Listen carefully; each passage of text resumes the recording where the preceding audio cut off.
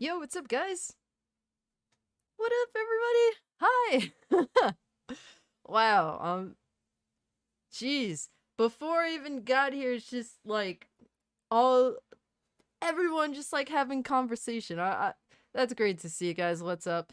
Um, I'm not sporting the hat, but that will change shortly. I just wanted to prove that people who are also half white have hair like this. I'm just saying because apparently April O'Neil was black because of her hair or something or other. That's what I heard. That's what I heard. Yo,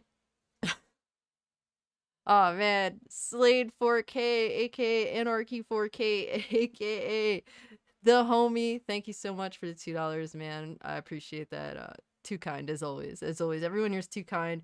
You guys show all the support and love, and I really do appreciate that. So, it doesn't go unappreciated. That's what I always try to communicate to everyone. It seriously doesn't.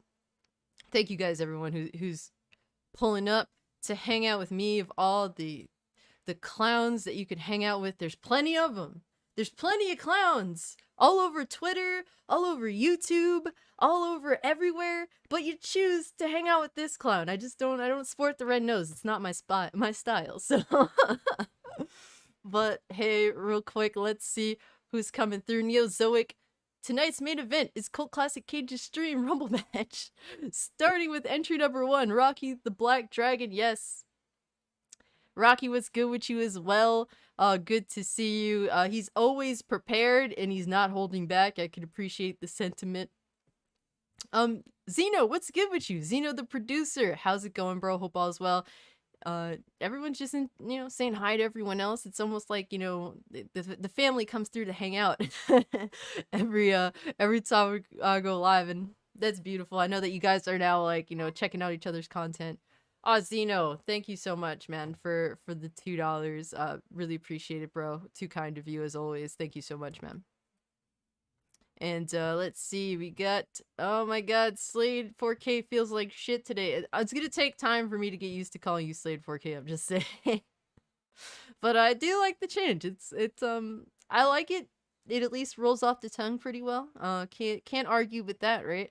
Apparently nobody can say my channel name correctly. They always mess it up. And it's all good, man. It's all good. I'm not gonna be upset about it. Love Cassie put Keanu in the thumbnail. Of course, cause like, whoa. Like, we're in the Twilight Zone and my response is just, whoa. Sorry to hear that, Slade. Yeah, we're hoping that, that you get some rest tonight, Slade, and that you'll be feeling better tomorrow. Tomorrow's always a new day. That's how I like to look at things. There was me thinking I was something serious, but I hope you feel better soon. Yeah. Yeah, you ate too much. Hey, man, eating too much can indeed be serious if you let it get that way. I'm just saying. Oh, you want to see Ziggy? Is Ziggy around here? Ziggy will come through eventually. He just ate. I always try to feed him before the stream, even if it's a little bit earlier than usual. So, he ate. And, he normally walks around for a little bit, browses, then he comes to lay in my lap. So sooner or later, you'll probably see the Zig Lord. Let's see. Will B, it's been a while, bro. He said, yo, what's up? I went to rehab 3 months ago, but I'm back. Did you complete it? I mean, like, is there something to celebrate here? Like, you completed rehab? Man, look, any help that you need, of any kind, you got it. That's like the biggest step of all, and I'm hoping that you're doing better. It's good to see you, Will B, seriously. Alex Perceval, what's up with you? Dobafett, what's up? Really good to see you guys. Yokai Gypsy, how about that Starfield? Yeah, we're gonna talk about that, because, that's kind of the big talk right now. But, Bowsette, what's good with you? Really good to see you. Dre Watson, always good to see you as well as Delta, really good to see you. Let me just post this to get the news out there, guys, that we live up in here. There's content, people always looking for something to do, somewhere to be, and we're gonna get you there.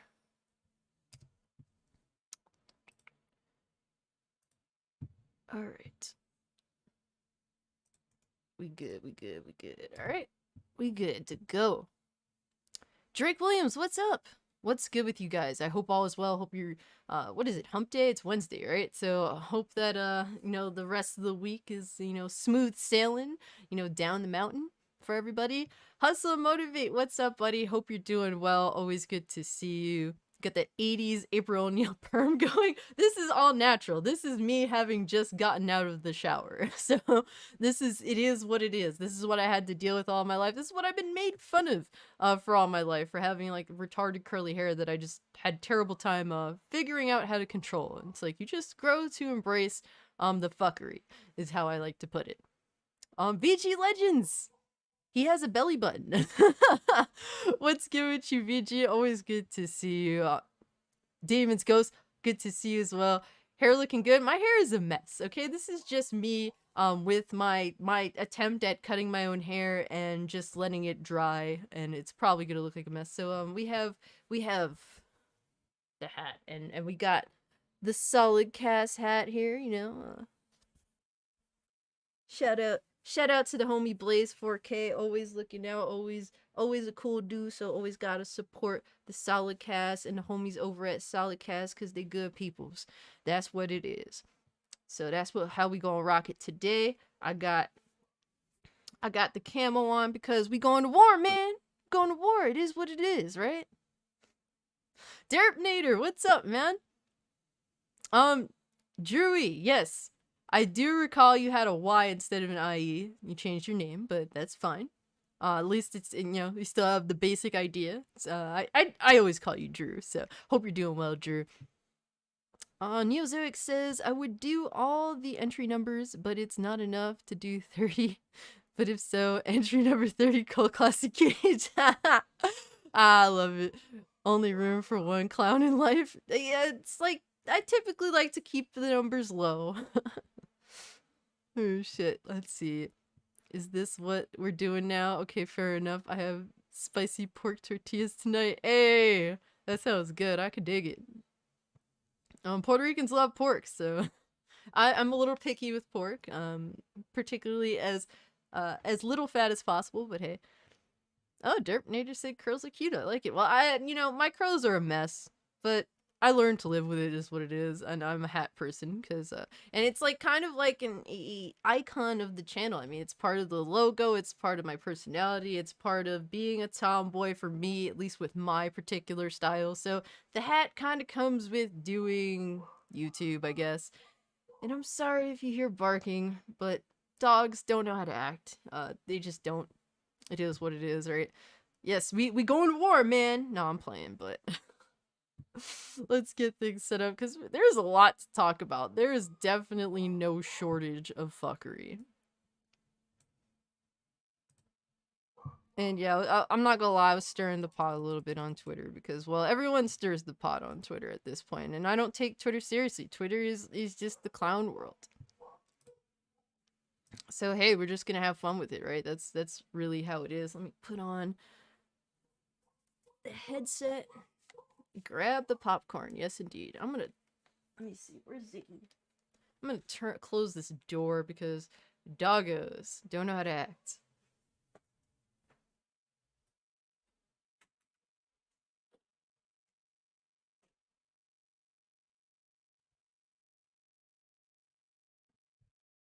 I have no idea where Ziggy is. He's just like, well, I'm out. Peace. Let's turn on this right there. Okay, we're good. We're good. I think we're good. Alright, so we might as well get into Starfield because, hey, that's, the big game that everyone's talking about. We got news. Finally, it's kind of been, kind of went into the dark with Starfield after that reveal. It wasn't doing so well in terms of visually. Personally, I really wasn't impressed with it. I'm kind of the person that's been burned by Bethesda RPGs. I was into them. Honestly, for years, Oblivion was my all-time favorite game. And so much so that I hated Skyrim when I got it. I'm like, nope, Oblivion is superior. And to be fair, I still think Oblivion's a better game. That's my personal opinion. Or at least I enjoyed that more for what it was. And, I played Fallout 3, enjoyed Fallout 3, enjoyed Fallout New Vegas. And then that's kind of where things just go downhill for me. Skyrim I didn't really enjoy. It just wasn't much of an RPG to me. It just felt like a degradation. And then Fallout 4 was even worse of a degradation in terms of those RPG elements. I know people really like these games, they're the most popular games, and you know, for a particular audience those games are good, but for someone like me that enjoys the RPG elements of Bethesda's open world RPGs, those were honestly the worst to me. And then Fallout 76, I mean, I played it when it was on Game Pass to try and get into it, but I never invested any money into that game because it's garbage and I couldn't get into it. It was just putrid shit. I'm sorry. Like, you know, I even made the closest thing to James Dean that I could to try and force me to like it, and it just wasn't happening. So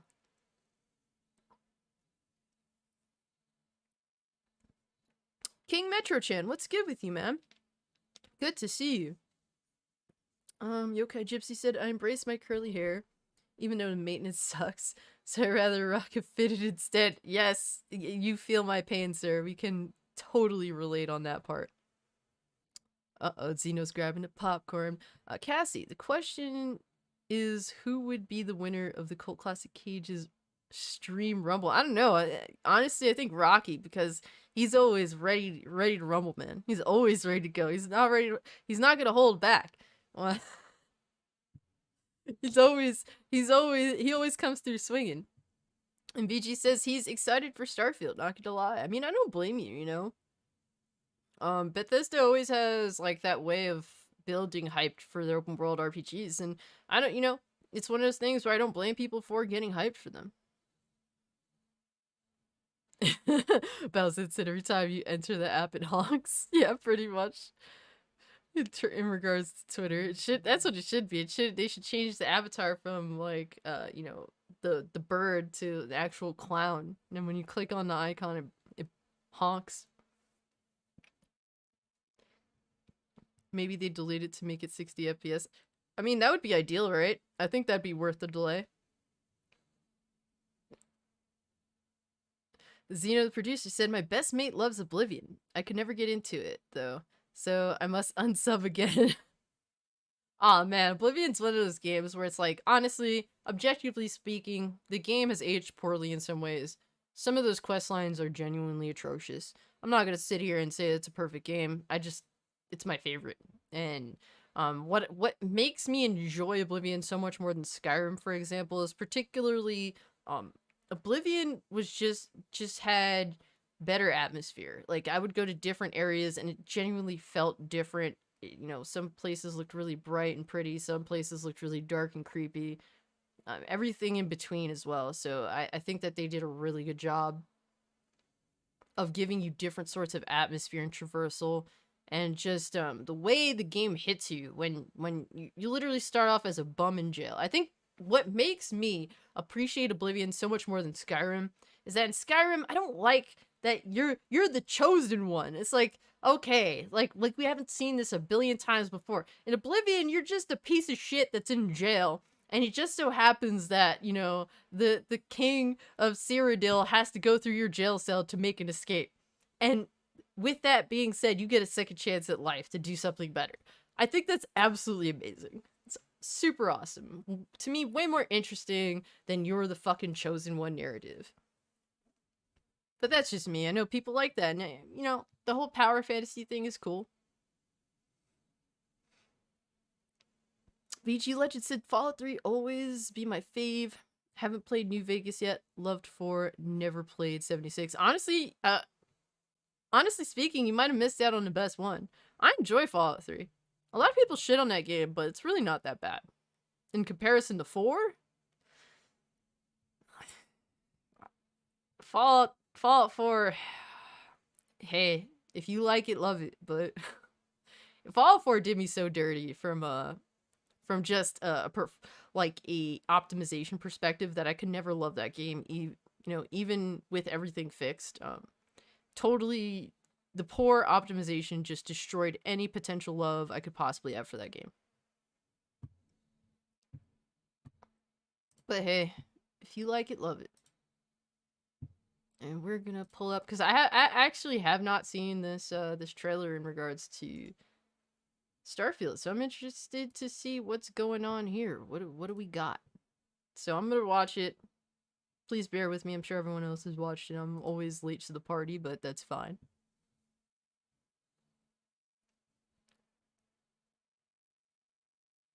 Yes, Dino says, highly recommend New Vegas. I do as well. New Vegas has these challenges that give you bonuses if you complete them. Cool Classic Cage, Deathmatch, like MTV old show.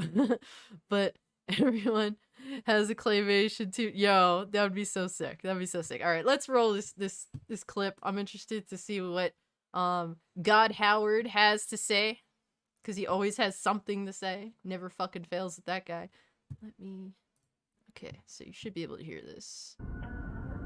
Oops, hold on. I did not. Oops. I did a boo-boo. Hold on. I did not put the audio in my headset because I'm a butthole. I'm sorry, but I'm just is it worse to be an asshole or a whole ass? That's my question of the night. That's one that'll definitely keep everyone up at night. Sorry if it does. Alright. My apologies. I'm so unprofessional, and it shows. That's why you guys love me, right? Let's do it. Yo, what up, Blaze? Hope you're doing well, bro. We about to see what's up with this here Starfield. This is Constellation Star Station LO868. Welcome aboard.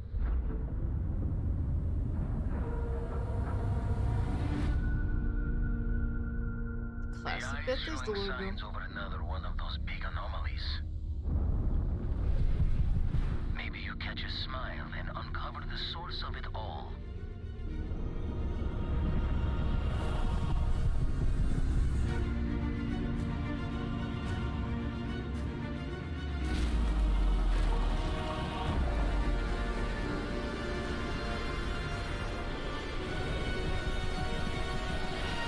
Alright, can we see more gameplay? Please.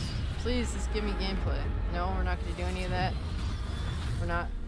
Please. Don't leave me like this. Don't leave me like this. Oh no. This is what they did? Blaze said, nice hat. Yeah, I got it from some pretty cool podcast. Heard of them from around the way. They had a cool hat that had camo Hey on it. everyone, from myself and everybody here at Bethesda, we are so excited to finally tell you when Starfield is coming out this year. You know, we have poured ourselves into this game. So it is and September. Even I'm surprised It's how supposed much to come we out the can first pour. half of the It year. is large. We're playing the game all the time. Shout out over here to lead producer Tim Lamb. Old school fans, you may remember him from the Oblivion making of video where he's sitting on a similar sofa doing similar things. I did But have also, that. this That DVD, June, The Making we're of going to bring Oblivion. you into the studio It and was give interesting. you a deep dive in the game at our Starfield Direct. There's so much that we Thanks to still June have to 11th show for you. the Direct. The game has many of the hallmarks that you'd expect from us, but it's also a very unique experience.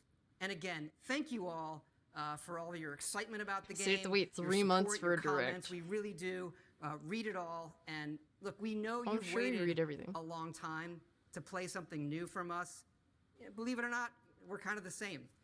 We miss it, and we really just can't wait for you all to play it. So thanks, and we'll see you soon. Alright, so that's it. That's September 6th. That's a bit deflating, I'm not gonna lie. I'm not, to be honest with you, I'm not excited for Starfield. My faith in in-house Bethesda is dead. Yeah, September 6th though. You have to wait 3 months for the Direct. I mean, look, you know, it's one of those things where this is no doubt disappointing, like, and it must really suck if you're an Xbox influencer. Oof, y'all. Here's the thing, man. I've been learning this for a long time when it comes to Bethesda. I mean, excuse me, when it comes to Microsoft. There is a lot of false promises. I'm not going to say that they're outright liars. I'm sure they have intention of, you know, doing at least, a decent amount of things that they say. Not no company's truly honest to a T, no doubt. But when it comes to Microsoft, it's a bunch of false promises, and yeah, to put faith in them when they haven't delivered consistently in a really long time, consistently delivered on their promises. I mean, you put yourself at risk when you stand this company. That's just what comes with it. And this is coming from someone like personally, I've been like 360 was my console that generation. I completely dipped on PlayStation. Like Xbox 360 was my console for that entire fucking generation. At the end I got kind of sick, but I was very very into it. I was interested to see what Xbox was going to bring with a sequel to 360. And yeah, after that, once they announced, the Xbox One and all the bullshit that came along with it, I was done. I was like, I'm good. I'll go back to the Japanese where they give me the shit that I want. I had to actually catch up on a lot of PS3 games because I had been so dedicated to Xbox 360. I didn't really care about, and I had a PS3 in the house. Would use it to watch DVDs and Blu-rays. That's it. That was essentially me with my PS3 for a very, very long time. Yeah, Yokai Gypsy was really underwhelming, man. It's disappointing. I mean, I had no hope at all. So I'm not gonna sit here and say I'm upset or anything. It's one of those things where not upset, just disappointed. If you're an Xbox influencer that's been, kissing ass, I'm sorry to say it, but it is what it is. You've been kissing ass at Xbox, and that's, what gets you, your views, whatever. Look, I get it, but at the same time, to expect anything from them is kind of like, good luck. Good luck. They're gonna make you look like an ass. So when it comes down to it, don't let giant corporations make you look like an ass. Yo, Big Mike, what's good with you, bro? Hope all is well with you.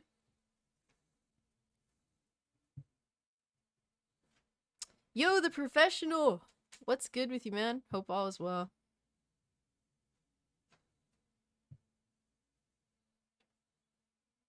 Yeah, I was hoping to at least see a little bit of gameplay. Oh my god. 9/6/23 is my birthday. Well, I guess, Blaze, you're obligated to play Starfield on your birthday, bro. You have to play it, and you have to stream it too, so you can collect that birthday, those birthday super chats, man. So you gotta stream Starfield on your birthday. No Sony baby on that day.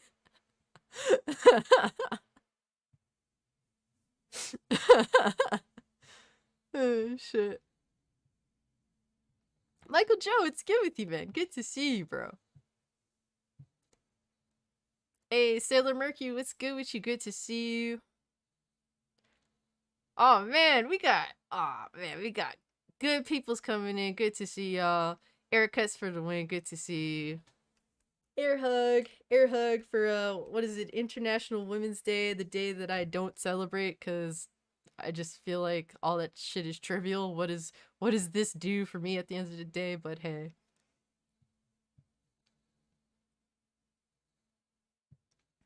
We got celebrities in the building.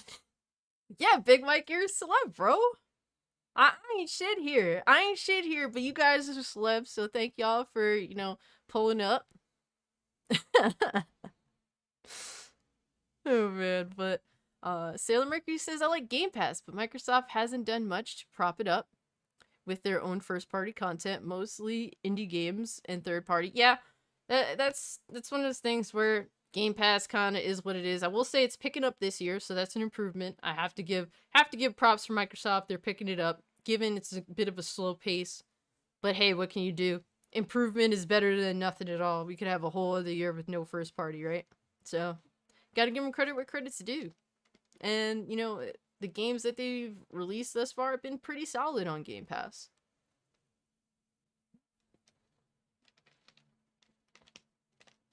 That's what we want, man. At the end of the day, we just want quality. Quality games. Quality games that are fun to play. I'm not the type of person, I don't need a AAA exclusive banger. Just give me a good fucking game that runs well on my PC. And it's not like I'm running ancient hardware. I got a 3060 here. you know, an 11th Gen i7, 16 gigabytes RAM. It's not like I'm running ancient tech here, man. It's not top of the line, but it's not ancient by any means. All I'm asking is for games that are at least reasonably optimized for my PC. Is that so much to ask for? I hope it's not. But, I mean, these days, these devs, man, they feel as though it is, or they make the excuse that it is. So, I'm not cool with that, but... Yeah, Michael Joe, the Ninja Turtles movie, we gotta get into that. There's too much to get into, but... Yeah, man, there's not really much to say about Starfield. It's disappointing that yet again, another broken promise from Xbox. That's why I just don't take them seriously. I can't take them seriously. You know, when they prove that they hold to their promises, you know, the things that they say, and they come with the heat on a consistent basis, then we take them seriously, you know? But it's been too long for, you know, we've been waiting too long, and sorry, I'm not waiting anymore. I've been through waiting. I'm over it, you know? I'm over waiting. And I'm not about to go about that again, you know? When the games is there, I'll be there. If it's not there, keep it moving. You know, and it's sad because it's not like I hate. It's not like I hate Xbox, but I'm just indifferent to them at this point. Oh yeah, by the way, guys. Oh my god, I feel like such a dirtbag. Shout out to the channel members. We got Orange Hat Reviews, John Shepard, RC Scott, Butch Luffy, Alex vs. Evil, AB Limits, Get This Work, Our Carry, Hustle, Motivate, and I'm Rich Slagware. Thank y'all so much for being channel members. Really means a lot, man. Really means a lot. Y'all believe in a special asshole like me. So that does mean a lot. But guys, you know, I got kind of a little bit famous because of Forspoken. If it be being called a bum and what is it, a clout chaser, to just, you know, and not to my face, mind you. I actually it had to be brought to my attention. You know, if people disagree with me, that's cool. It's whatever. We could have a disagreement. But yeah, like people calling me names and being disrespectful won't say it to me. So it is what it is. But what's also interesting is that let me bring this up real quick. I ended up being on a Bounding Into Comics article, so because of Forspoken. So thank you. I've made it, guys. I've made it. I'm famous now. No, I'm playing. I ain't shit. I ain't shit. Ninja Turtles movie looks tragic. Damn! Yo, me and Big Mike, when we agree on something, the world has turned over. We almost exclusively never agree on anything, which is fine. Completely cool.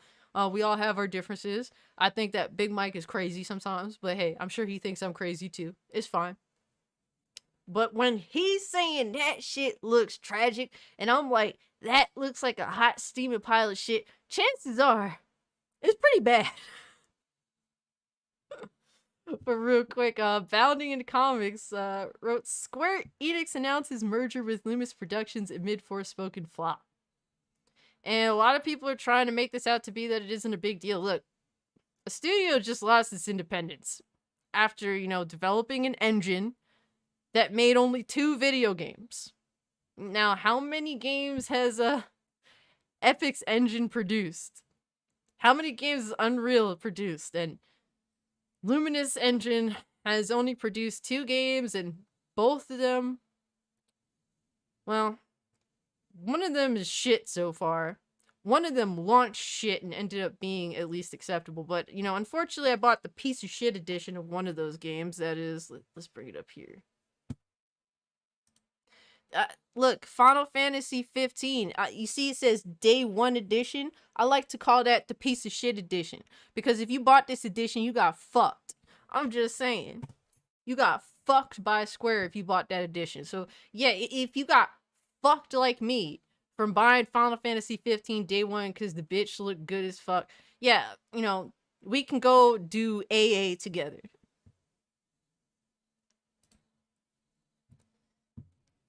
But yeah, they're just talking about essentially the merger and all that, and hello and behold, I'm featured because apparently I do the Lord's work, I guess. No, I'm playing, but it's cool. Shout out to Bounding into Comics, and I believe it's Ryan Pearson that put me in here. I actually don't speak to Ryan. I must be in contact more. I actually know a lot of the dudes at Bounding into Comics. Shout out to Spencer. Shout out to Society Reviews, the homies. But it's cool. Yo, Gothic chick, good to see you. Good to see you. It's a tax write-off. They should have released it and had it be a tax write-off, right? I mean, I don't know how it works in Japan, but hey. I'm not buying a $500 console for basically use this physical media. I don't blame you, man. So you can't even, we haven't, what is this? We're year 3 into next gen, and we have fairly little next gen only games. What's the point? What is the fucking point, man? Being an early adapter, it's also another thing where you just get fucked without consent.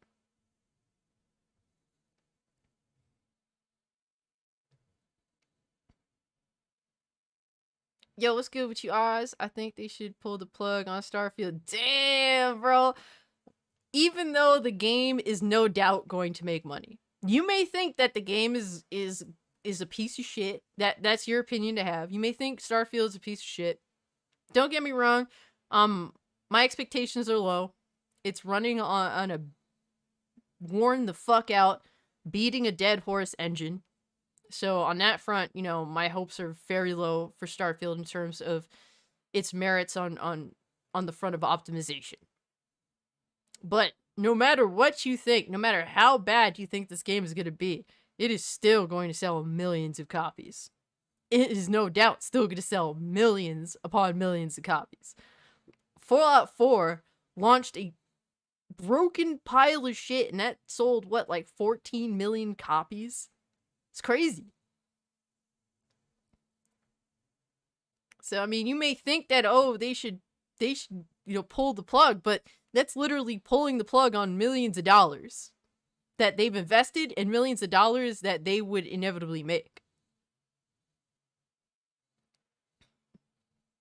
I said, why does April O'Neil look like Whoopi Goldberg?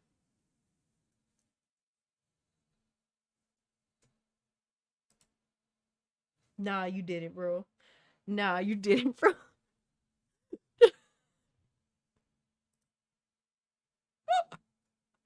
Yo, you wild. You wild for that.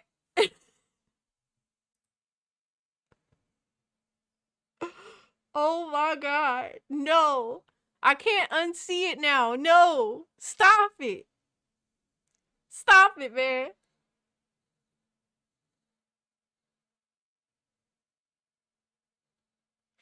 Nah, you too much. You too much. That's not good. That's not good at all. Where's the environmentalists at now? Demon's Ghost said they say that Square Enix earnings call that they were gonna consolidate before Forspoken was released to make remasters. Unconfirmed. Oh, I believe it. I believe it, but in regards to the investment of what they put into Luminous Productions, it's hard to believe that they specifically were gonna do that to Luminous years prior. The only reason why they decided to consolidate Luminous Productions, as far as I can tell, is because Luminous Productions doesn't pan out. Yo, Society, what's good with you, bro? Good to see you. I'm over here shilling, over here shilling Bounding into Comics because, they shilled me, so I gotta do the Lord's work, give back to the homies. Oh, you want to see a picture of, let me see, hold on, let me just get through this story real quick, and then we'll jump into April O'Neil stuff. But they said the game received a lukewarm reception from critics and mixed to outright loathing from players.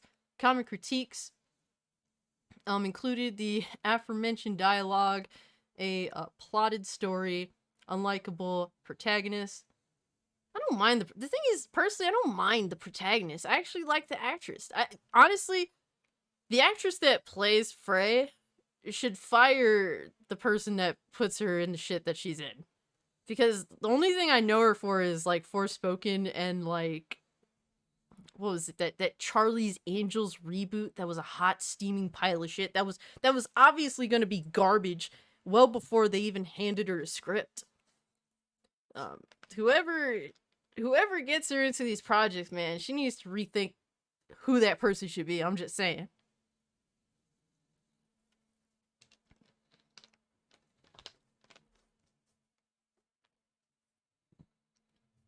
Steeler Mercury says, I hate that they made her unattractive in the game. I don't think it's necessarily that they made her unattractive in the game. It's more so that the Luminous engine just does this thing where no matter what, like, characters' faces just look muddy in game. It's really weird. They said, dull and dated open world gameplay, the world itself feeling lifeless and poor graphics and performance. Yeah, when I was playing the demo on the PS5, it's one of those things where no matter what I set it to, the game just looked terrible. And so I just went for performance, and even that was a bit on the shaky side. And oh my god, the performance options made that game look like dirt. And the game, as far as I've heard, is unplayable on PC for the most part, unless you're giving up a lot. To run Forspoken at above average like settings, you need a freaking 4090. What the fuck is even that? What is even that? That's unacceptable for a game that's been in development many years before 4090 even existed. You gotta be joking. What little praise it got was its magic-based combat and parkour movement. So, I didn't really experiment too much with the parkour movement, but I will say they at least, in terms of combat, I could tell that they looked at Final Fantasy 15's combat and said, how can we make this better? Because virtually, Final Fantasy's combat was just like one button and just dash everywhere. That's pretty much what it was. Oh, last night pre-ordered WWE 2K23, a 2K23 shield now, I see. April O'Neil is going to be played by Lizzo in the live-action TMNT game. I don't even know who Lizzo is, I'm sorry. I don't know if that's a joke or...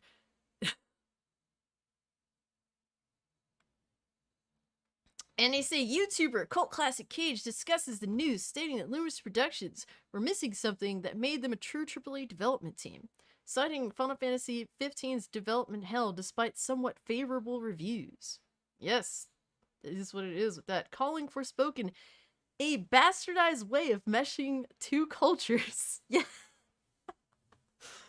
It's funny being quoted, I'm not gonna lie. Cassie's comments were previously made by soon-to-step-down Square Enix president Yosuke Matsuda. He stated in an interview last year that while the gaming market has become globalized and there was a need to do well outside of Japan, even in Japan's intimate Western games, they will not be able to produce good ones. The drawings of monsters and the visual and audio effects are all somewhat Japanese, and players around the world know that a given element is what makes Japanese games good. Matsuda then clarified that overseas markets are important, but is not enough to develop for them. Yeah, honestly, Square Enix, please just stop making games that try to appeal to the West.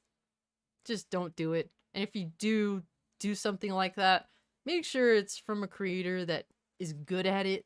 Like, you know, I mean, a lot of people are iffy on what is the creator of Metal Gear, but his name totally eludes me right now. But at least that dude, he knows how to make, like, you know, games that appeal to us and are not corny as shit.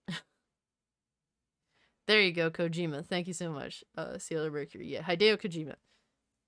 At least he knows how to make games not sound corny as shit. Like, that's important, you know?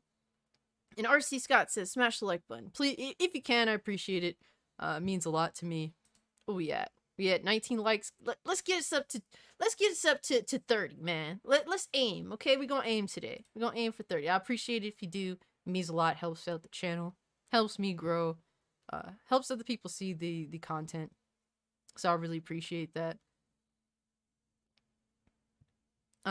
It's because the game isn't optimized at all and just trash and using 10-year-old assets. Yeah, that's really what it boils down to, man. And some individuals are saying, like, I can't find a single valid reason as to why people hate this game so much. It's just like, every chance Square, at least from a PC perspective, every chance Square gets to shit on PC players with a bad port, they do it. And I think a lot of us are just sick and tired of it as it is. And this was like the worst of it. Not only did Square have the nerve to put a completely unoptimized game out in Forspoken, but they had the nerve to put De Novo on top of it all. Just completely brain dead in regards to how that worked out. Rocky says Square Enix needs to stop. Stop it. Stop it. Y'all funny. Derp says April O'Neil's going to be played, but oh yeah, I read that.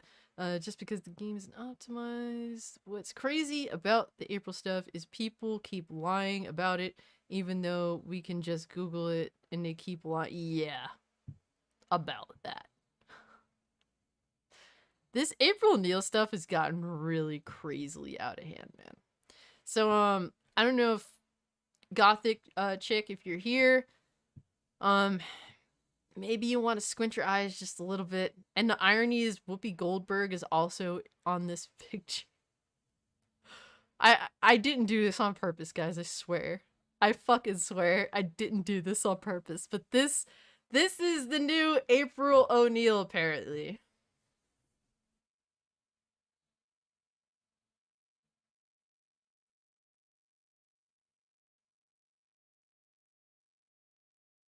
Should we pour one out for the real April? Gotta pour one out.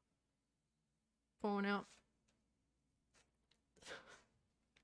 I didn't do this on purpose. That Whoopi Goldberg is in a picture right fucking next to her. It's like they almost heard us speaking and laughing at the comparison.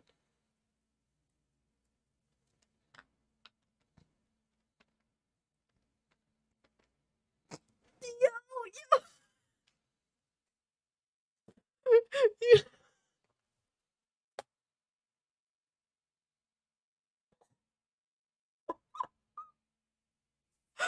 No, y'all crazy right now.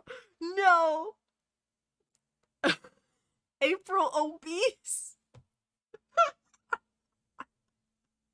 April O'Neil, I'm dead. Y'all fucked up.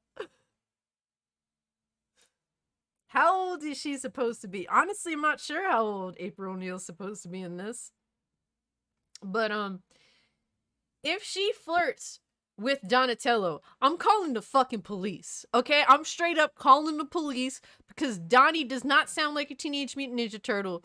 Donnie sounds like either a little girl, a little boy. It really, at this point, he sounds so fucking young, it doesn't matter. If April O'Neil flirts with Donatello, I'm calling the fucking police. I'm just putting that out there. Straight up. Just putting that out there. Double Fat said April Fool's O'Neil.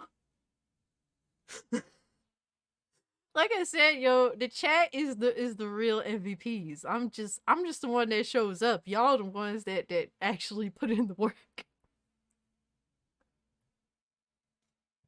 Did they confirm that Donnie is supposed to be gay? If that's the case, then oh my fucking god, they need to stop. They really need to chill. That's crazy. Like, not only did you race swap her, but you made her fat.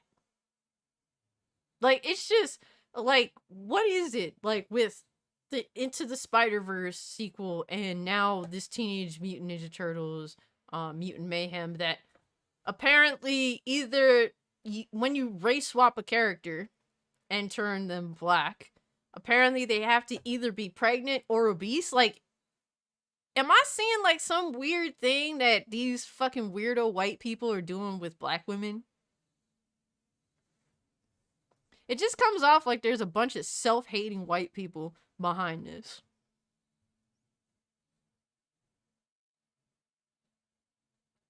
Damus Ghost says, Donnie trans maybe. Girl turtle pretending to be a boy. Big yikes. If that's the case, oh my god. I mean, hold on. Look, man, I believe personally that when it comes to these characters that have been depicted over many years, you know, many generations, that they should be depicted the way the creators foresaw them to be. Period. That's really what it boils down to. That's what I would like to see over everything else.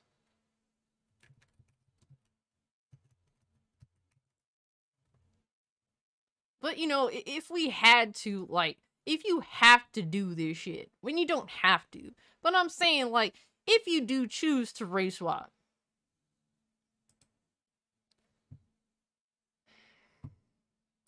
then why can't it be someone that's, you know, at least cute? That way the audience, cute and cool, so that way the audience can grow to, you know, and like, you know, to like the character. Is that so hard? Like, I just got done watching the I just got done recently watching The Last Dragon, and I really love that. So I mean, why can't April look like Vanity from The Last Dragon? Vanity's very pretty.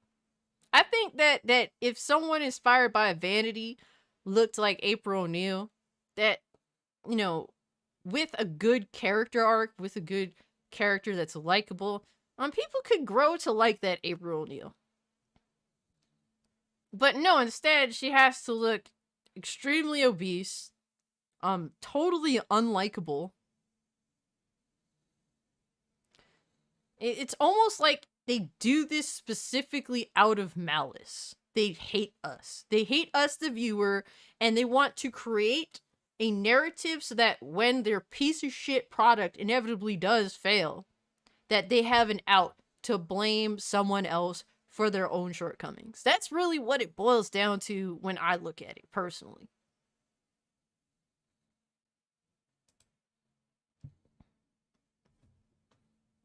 Yeah, exactly. Society almost.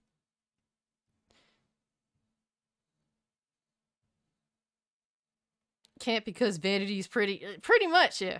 That's really what it boils down to. Like, at least try to win over your audience instead of purposely hating them. Like, can you at least pretend that you don't hate the people that you're asking to pay money to see your piece of shit movie? Is that so much to ask for? Why is that so difficult? I just don't get it.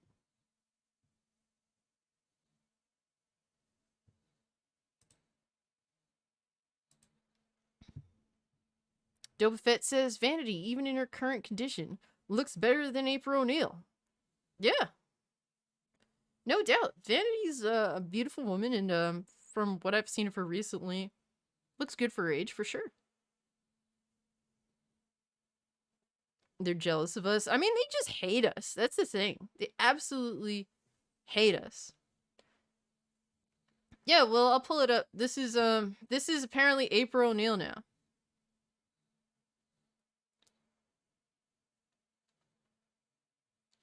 I don't know how anybody could justify this. And a lot of people are saying, oh, the original iteration of April O'Neil was black. And it's like, that's a stretch. When you actually go to creators, that's not true.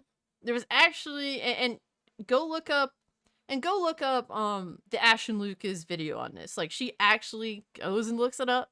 And originally the creators perhaps wanted to make her Asian, but then ultimately chose to make her white.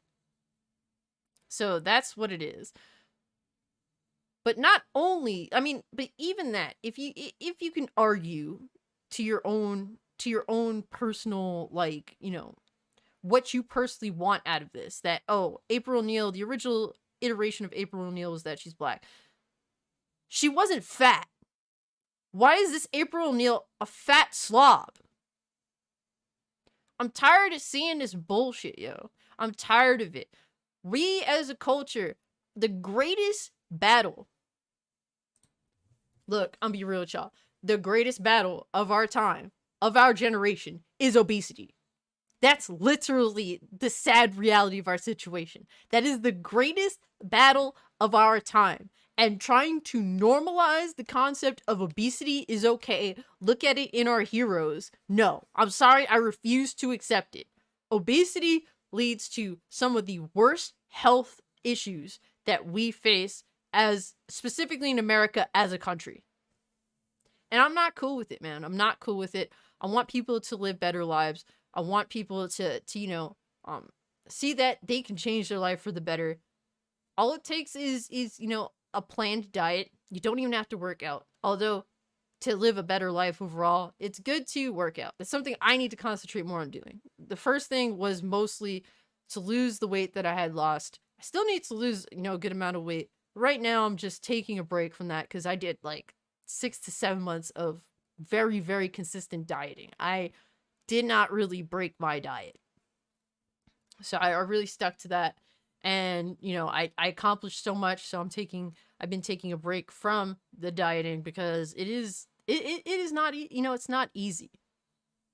But I have other things to work on to be healthier. And I encourage everyone to do whatever they have to do to live a happier life. Because health is indeed wealth. That's a reality. If you're healthy, then that's the most wealth you'll ever have in your life. And don't take it for granted.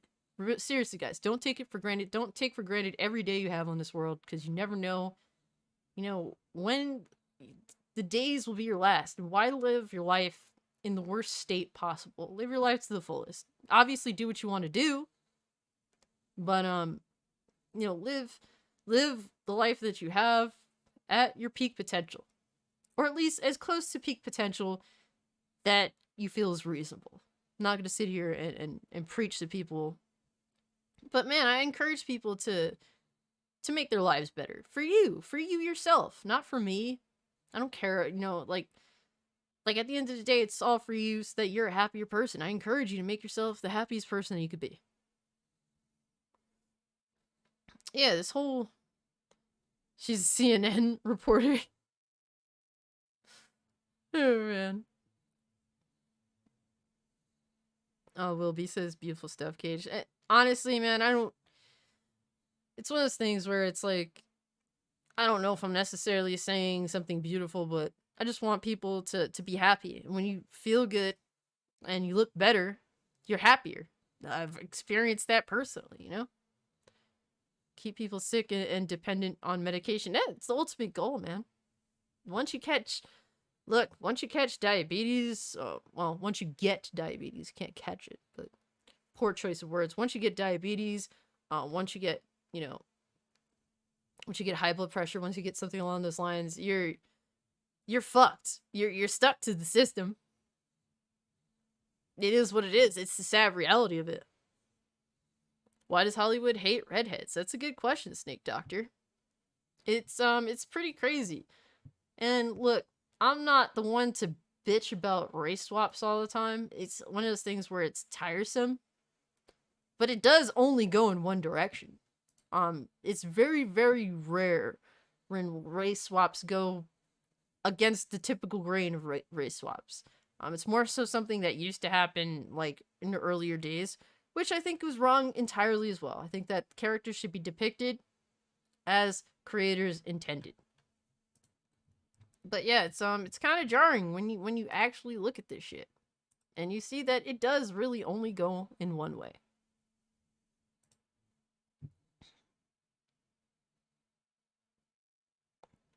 Are we wrong for saying that this is kind of excessive? And some race swaps actually aren't bad. I'm not saying all race swaps are poor or bad, but a lot of them don't really pan out very well. Or a lot of them are just unnecessary entirely. And I feel as though a good amount of these are honestly unnecessary. A lot of them don't seem to add much to the character. At least the ones that I'm familiar with.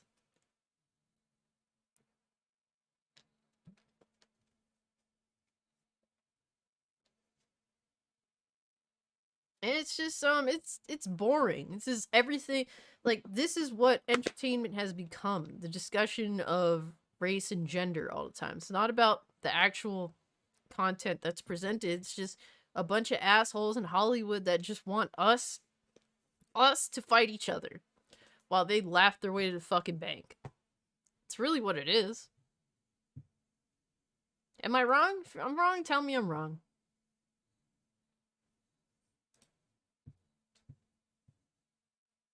Redheads are hot. I never met a redheaded male that I find attractive, honestly. That's just me. Some redheaded females can be pretty. Some redheaded guys don't necessarily look bad. But personally, not my taste at all.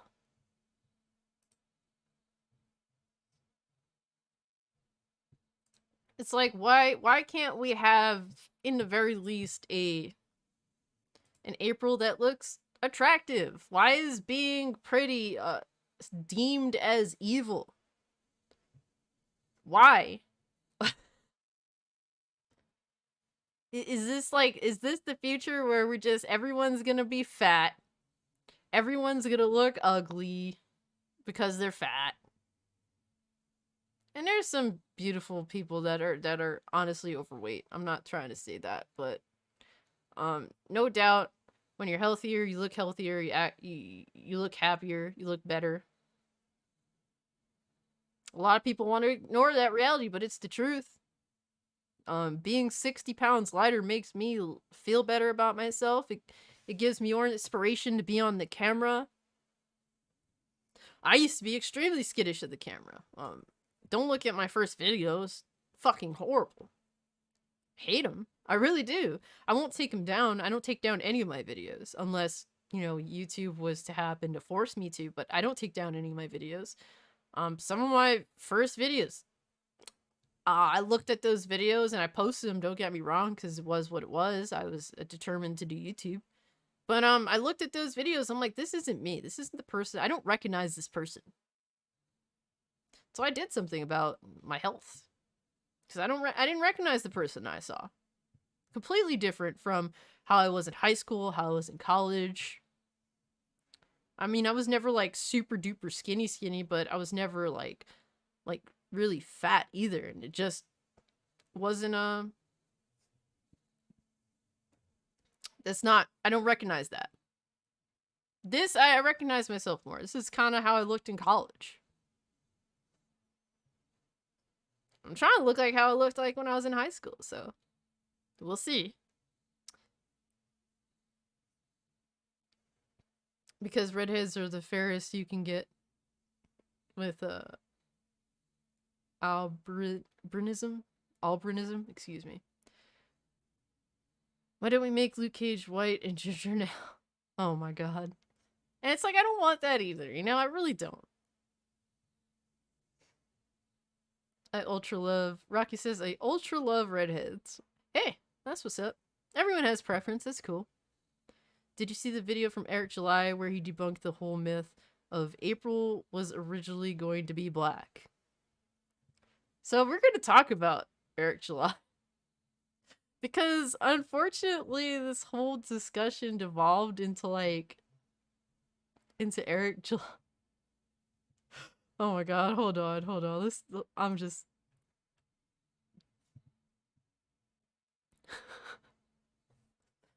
I have to show you guys. This shit had me dying laughing, I'm not gonna lie.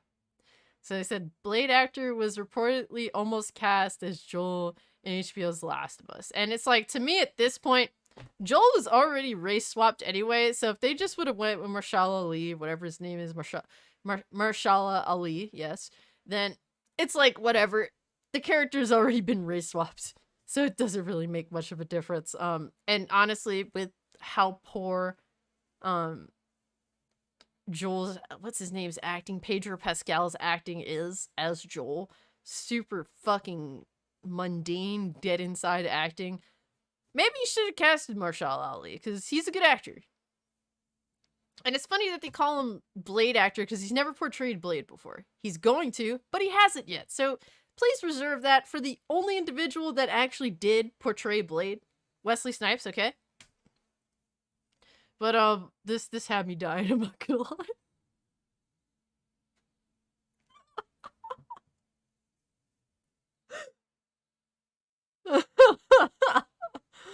Oh my god, dude. Oh my fucking god. Oh man. Wilby says, I love Pedro Pascal, but I hate The Last of Us. I don't really hate The Last of Us. There's some episodes that I think are absolute dog shit, and then there's some episodes I think are pretty decent. Overall, the show is just boring. That's the sad reality of it. It's fucking boring. Here's another one. Hold on. So they said that Marshall Ali almost played Joel, and this fucking dude said it should have been Tom Holland.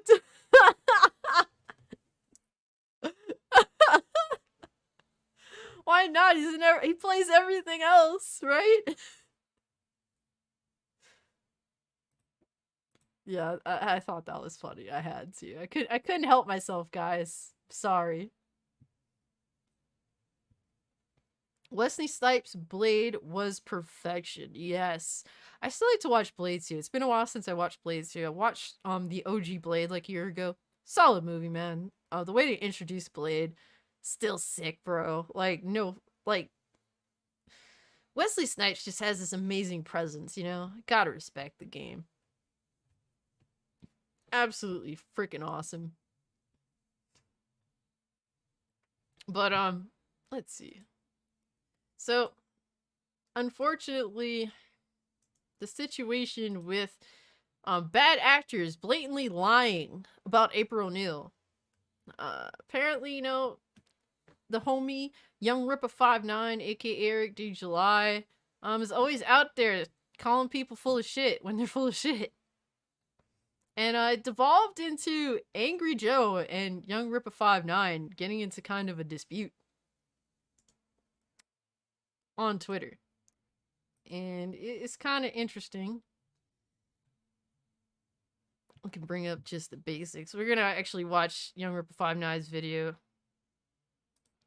But yeah, he said, big YouTuber rants about myself and others calling out false claims about April O'Neil and likens me to outright evil things. These people's energy would change off the internet. Check out the full video now, live on YouTube. So, let me pull that up real quick. Let's just watch this video, because I just found it honestly pretty interesting. Yeah, I like Eric July, man. Dude's really sensible. A lot of people think that he's, like, right-wing, but no, I mean, you think that he's a Trump supporter, and that's what, like, fucking, oh my god, what's hilarious is that, Angry Joe call him, like, a Trump supporter. It's fucking hilarious. But, let's listen to Youngrippa59, what he had to say about the whole situation. One thing I particularly, again, take exception to is people tying my name or my likeness or some claims that I've made to things that I've never said, I've never alluded to, I've never perpetuated or anything. Only because, again, they have a fixed narrative that's in their mind and they need it to be true. Yep, that's how it is. I'm all for people disagreeing. I am one of the few guys that meets head on with his detractors, and I do it often. There's an entire playlist called Monetize Your Haters. You guys can see that. They've been some of my most notable streams. I have no problem meeting head to head with my haters. But his monetized haters, like, live streams are fucking insane. Like, all these dudes be talking big and bad on Twitter, and he invites them to debate, and they just crumble. Or they don't even show up. Or they act an absolute fool. Wilby, we're gonna get into what Angry Joe said. He actually, I decided to just run the video because Eric himself brings up the tweets that he has issue with, and then we can get into more of it from there. One thing I will take exception to, regardless, is people that say I said things or say I've done things that had never been the case. And this now has happened in the case of the Angry Ho. The Angry Ho. And I'm gonna go here real quick and we'll set the scene. So Joe, by the way, or Ho, what he does is he takes safe positions as it pertains to political and social views. Okay. Don't they all? This is not unlike anybody else that is big or a known person that is on YouTube. They take the safe positions, and right now the safest positions, and it's definitely been since the Trump situation, has been social justice leftism. Okay, It's true.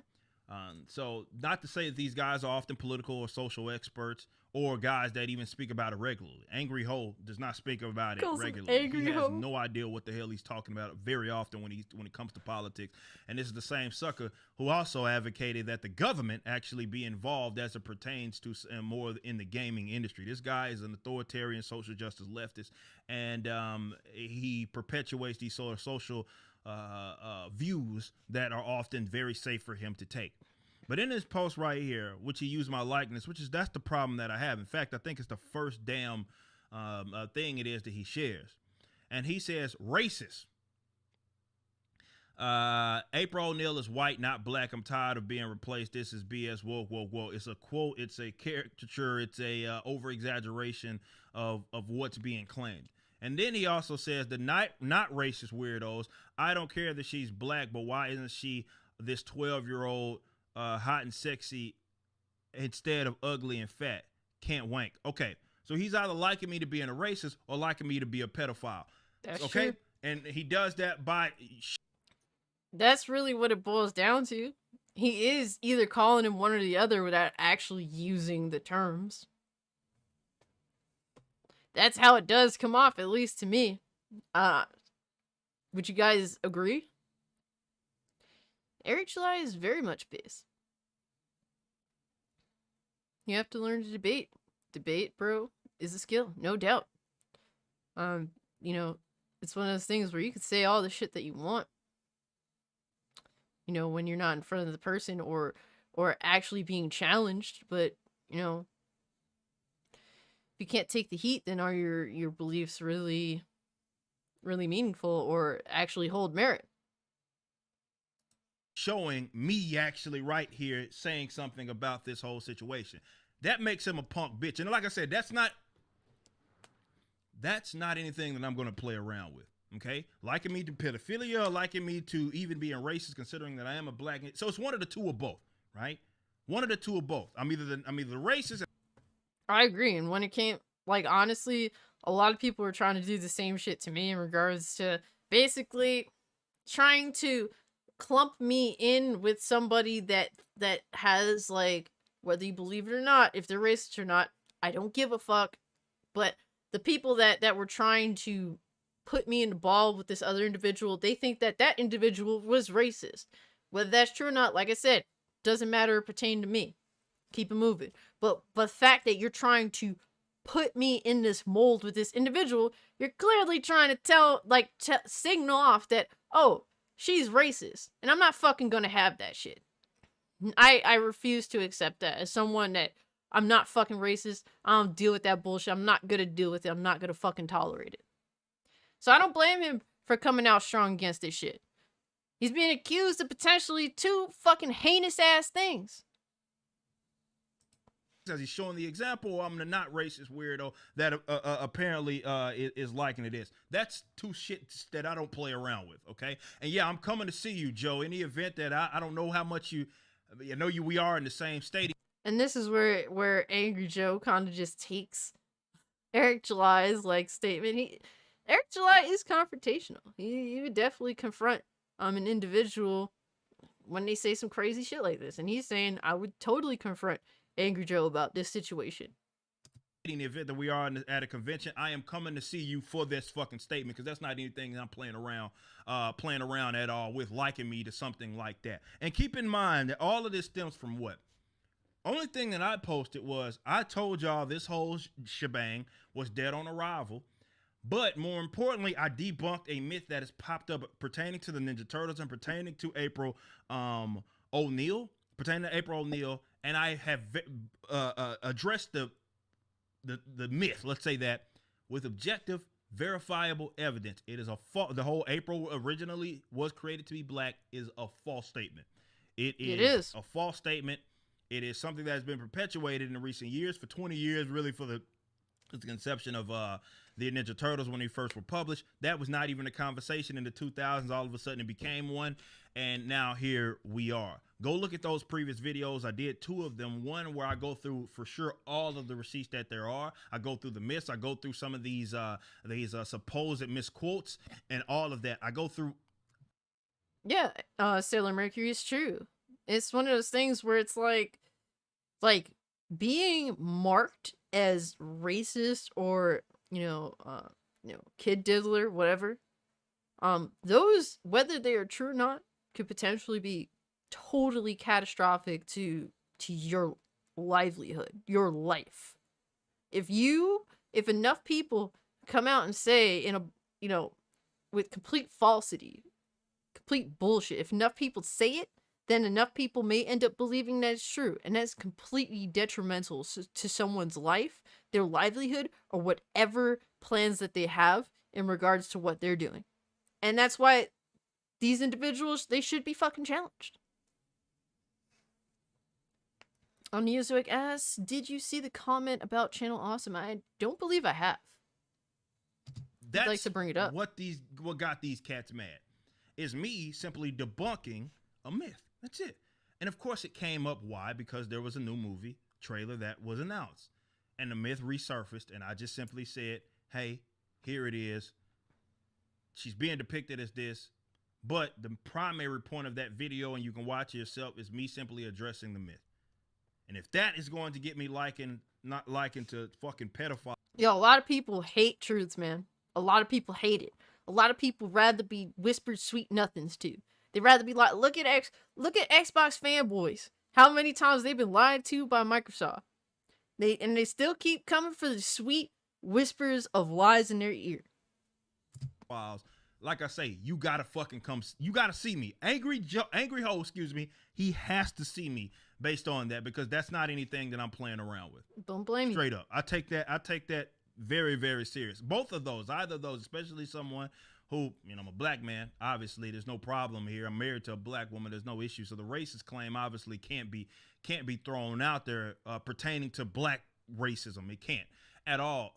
And certainly this other bit can't be claimed at all. But you needed that to be true. And this is what the issue that I take with all of these weirdos is that they have no problem with defaming you or the libel, the slanderous claims. They have no issues doing that with people that they perceive as their ideological enemies, right? Everything is on the table as long as they can paint you as a bad person and they want you to be a bad person and want to continue to pretend as if you are. But that's fine. Like I said, in the event that we're at a con, I'm going to see him and we're going to address it. That does not mean that I'm going to punch him in his fucking face. That's not what we're talking. So he's not advocating for violence. And as anybody that knows what libertarianism is, it's anti-authoritarianism. So unless forced to engage in self-defense, a principled libertarian is not a violent person. They will not confront and fight you, because that is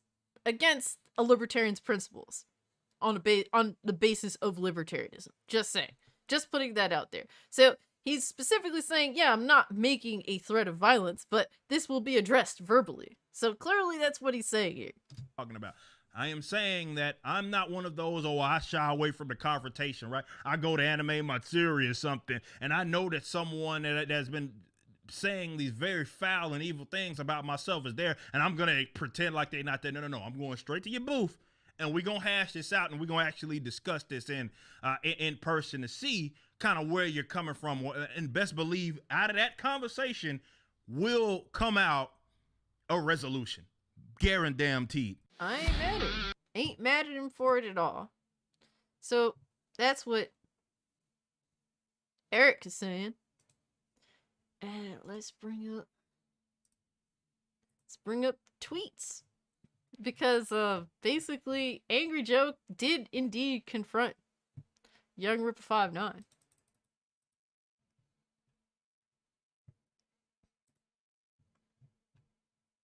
And yeah, it becomes crazy. Receipts, a lot of leftist debaters don't show them. That's why I call them talking heads. Like, really all it is just like when it comes to entertainment, a lot of leftists aren't really into nerd culture. So a lot of their knowledge is really, I'm just going to Google it on Twitter. I'm going to Google this stuff about these comic books on Twitter. And whatever I come up with that actually, you know, supports my claims, I'm just going to use. It's really what all it boils down to. So yeah, it's so this tweet right here, and Joe Angry Ho is like, I think you need to apologize for popping off and having your fans come at me. It's always that bullshit. It's like, Angry Ho, you have like an enormous fan base. What are you talking about? You have no problem putting out your statements and obviously having your fans go and attack the people that you disagree with, which is what some bad actors are going to do. You know, a bad apple spoils the bunch. That's typically how it goes. He said, I wasn't talking to you. You were only shown because some moron had quote tweeted your tweet. None of what I said even applied to you. It's weird that you think I did. It's your energy that needs to change. Bro, he literally posted a screen cap of Youngrippa59's tweet. How are you gonna lie like this? Blatant fucking lies, dude. And Eric July said, I'm not apologizing for shit. You put in the post, it's still up, and you included me. If you're excluding me and didn't mean it, you go detract the post or add it and clarify. Gabe isn't a moron, by the way. Stop with the whole shit, though. Stop with the whole shit, though. Words to think it did. Your post includes me.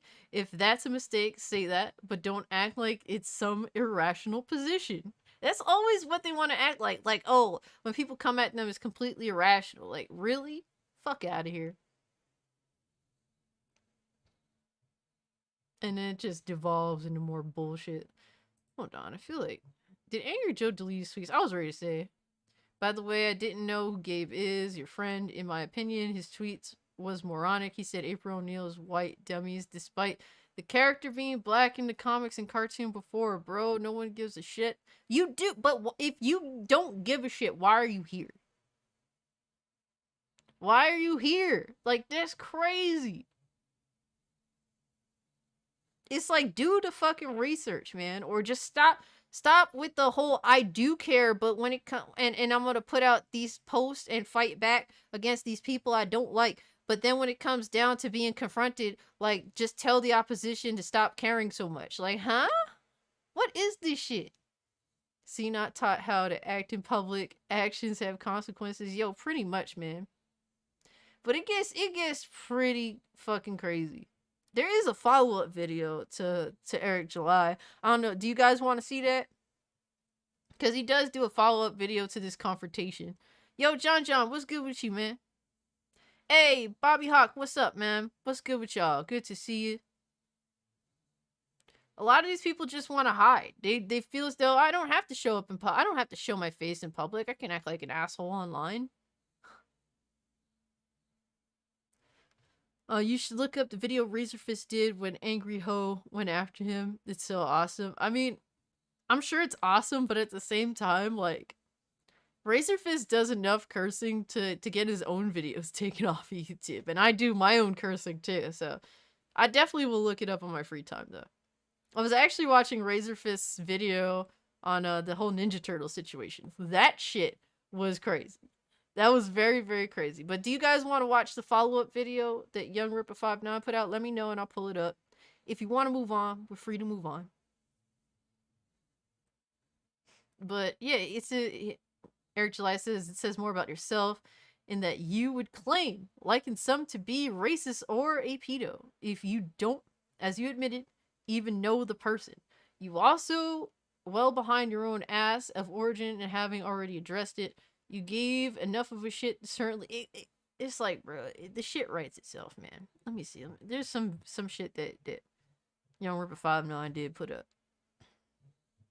Oh my god. And this has just been like, people are just so fucking outraged. See, he's clarified his reference, claiming he wasn't talking about me.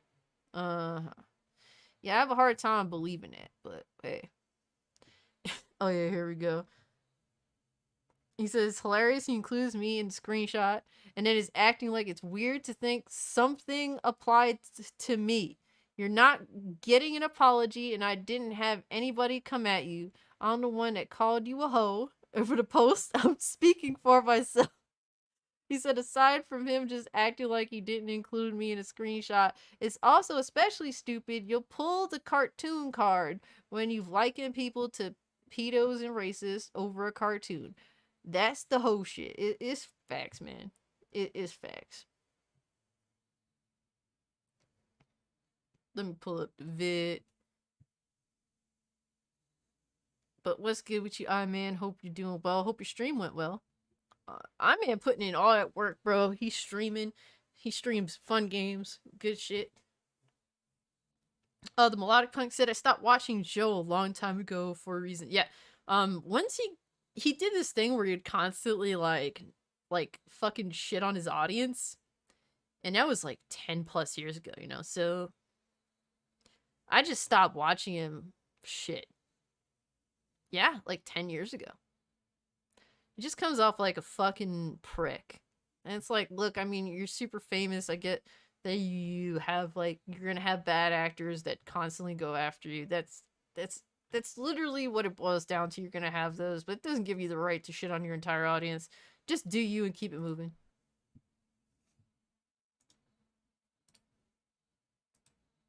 Alright, so yeah, it's another like 7-minute video, so it's not too long by any means. Angry Joe getting clowned. Sounds about right. Yeah, essentially, you know, he's willing to die on the hill of April O'Neil was black originally, when it's not true and it's actually been disproven multiple times already. But yeah, he's willing to die on his hill, and he basically called Youngrippa59 a pedo and a racist over it. And Youngrippa59 said, you know, we do live in the same state, and if I happen to be at some form of event and you're there, I'm going to confront you face to face. Not in a violent way, but I'm going to ask you about this, and you're going to have to answer for it. Because calling people that is, well, he didn't exactly call them names, but everything he implied was that he is both of those things, or either or. Let's just put it that way. Blockpunk said his movie reviews were cool, but when he started being another news channel, I fell off. Yeah. When he just puts out his like deranged, like the thing is, Angry Joe doesn't really think for himself. He just gets the typical political jargon from his side and just spews it. And that's really what he does. So that's just the kind of dude he is. He doesn't really think for himself. He likes to talk a lot about politics without really including his own thought processes in anything. And he's kind of like one of those, you know, wacko dudes. It's like, you're tolerable when, you know, you aren't a political maniac, but unfortunately you're just a political maniac, and you make it known as much as possible. That's why it kind of just stopped fucking with him, really. Zero Dozer said, didn't know you were streaming. Sucks. YouTube stinks, man. I was eating another volume of One Piece. Hey, hope you enjoyed your dead piece, bro. Your One Piece, bro. Your dead piece. Jesus. But yeah, let's watch this Youngrippa59 video where he does address Angry Joe, and apparently Angry Joe backtracks. Because that's what it is when you're challenged. Most people just don't get challenged. They kind of just, you know, let's just leave it alone sort of deal. And that's how a lot of these bad actors get away with what they're getting away with. Guys, if you can, drop a like, really helps the channel. Where we at here? Let's try and get it.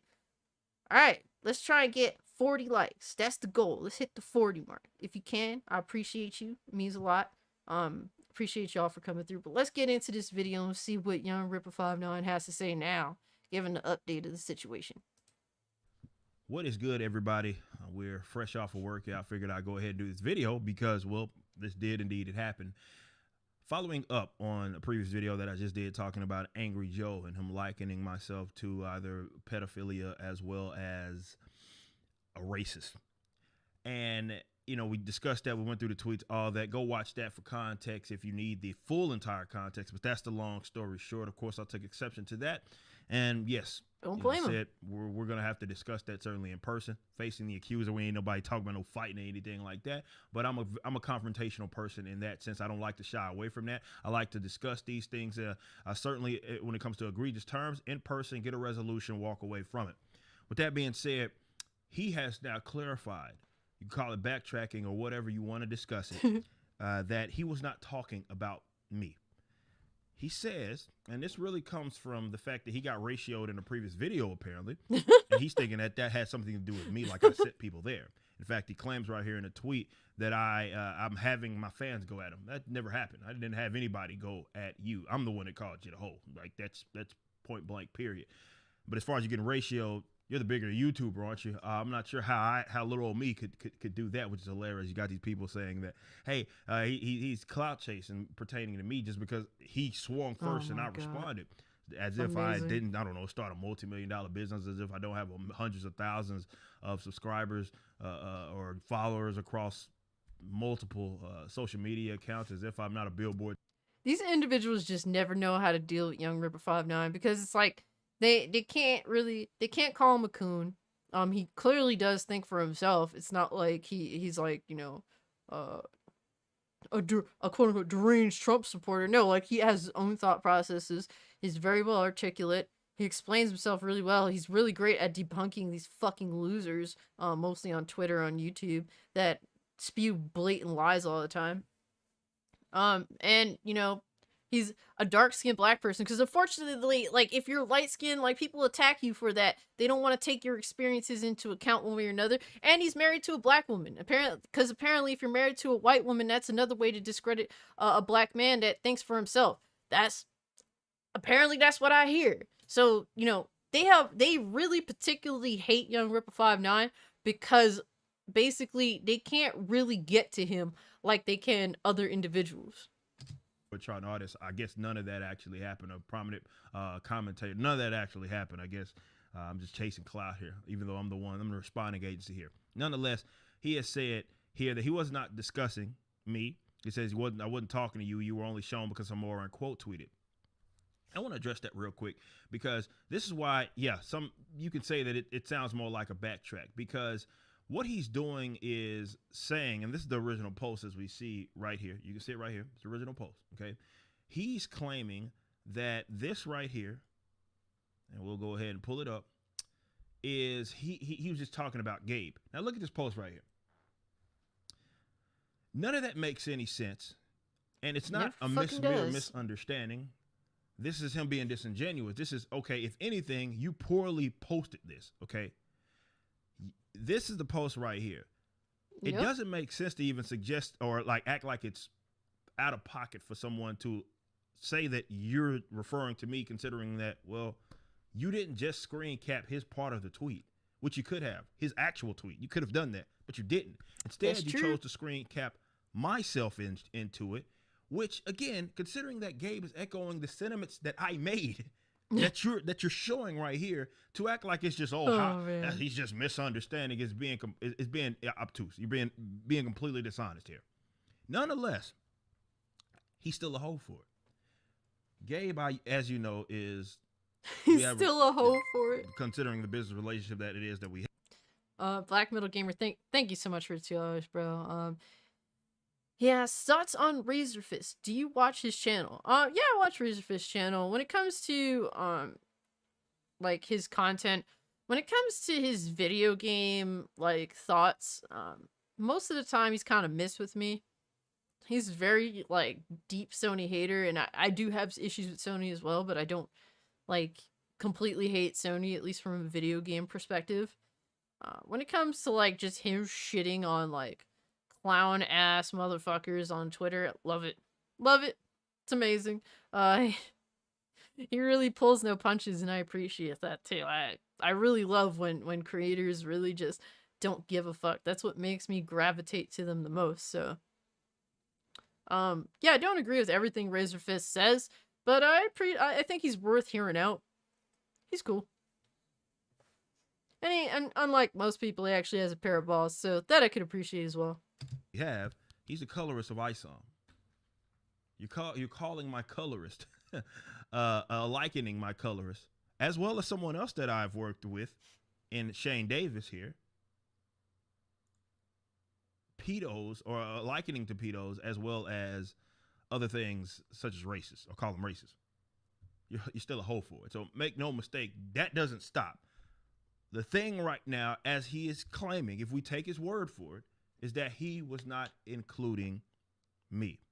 He wants me to apologize, and I'm not apologizing for anything. And the context is still there. Like, this tweet is still up. He hasn't bothered to clarify on this or anything like that. He wants his cake and he wants to eat it too. It's posted. It's still live. He hasn't retracted or anything. So if anybody goes and sees this, any rational person is going to look at this and assume that I'm included in it, considering that, well, you included me in it. If you didn't want to, you probably shouldn't have done this. And like I've said before, these people, of course, are so unaccustomed to conflict, confrontation, and just dialogue. And that is the thing about social media that gets me. They're afraid of confrontation. They can't deal with it. These people are socially awkward to the point to where they've gotten lost in the sauce, right? And that they don't understand actual honest dialogue. So when someone says, it's either, responds or says that we're going to have to hash this out, they see that as a threat to them. It's true, though. They a lot of these people really don't know how to debate. They want to completely silence the opposition because they really can't deal with opposing opinions. They have no idea how to deal with people that just don't agree with them and are willing to challenge them. And typically when you do challenge them, they tend to just crumble. They don't really last. That's why they'd rather avoid that altogether. And, okay, we've got some Razor Fist fans up here. Dirknator says, love Razor Fist's eloquence as well. Black Metal Gamer says, great channel he has. His music takes are good. I really appreciate his deep dive into all the Michael Jackson allegations. He has like 3+ videos on that. And for a long time, I've been always on the fence in regards to Michael Jackson in terms of the things that he's been accused of over the many years that he's had a target on his back. And for a while, I kind of did think, like, yeah, maybe this guy did do these things. And based upon all the things Razor Fist has presented, I really can't say that Michael Jackson has indefinitely done anything wrong to children.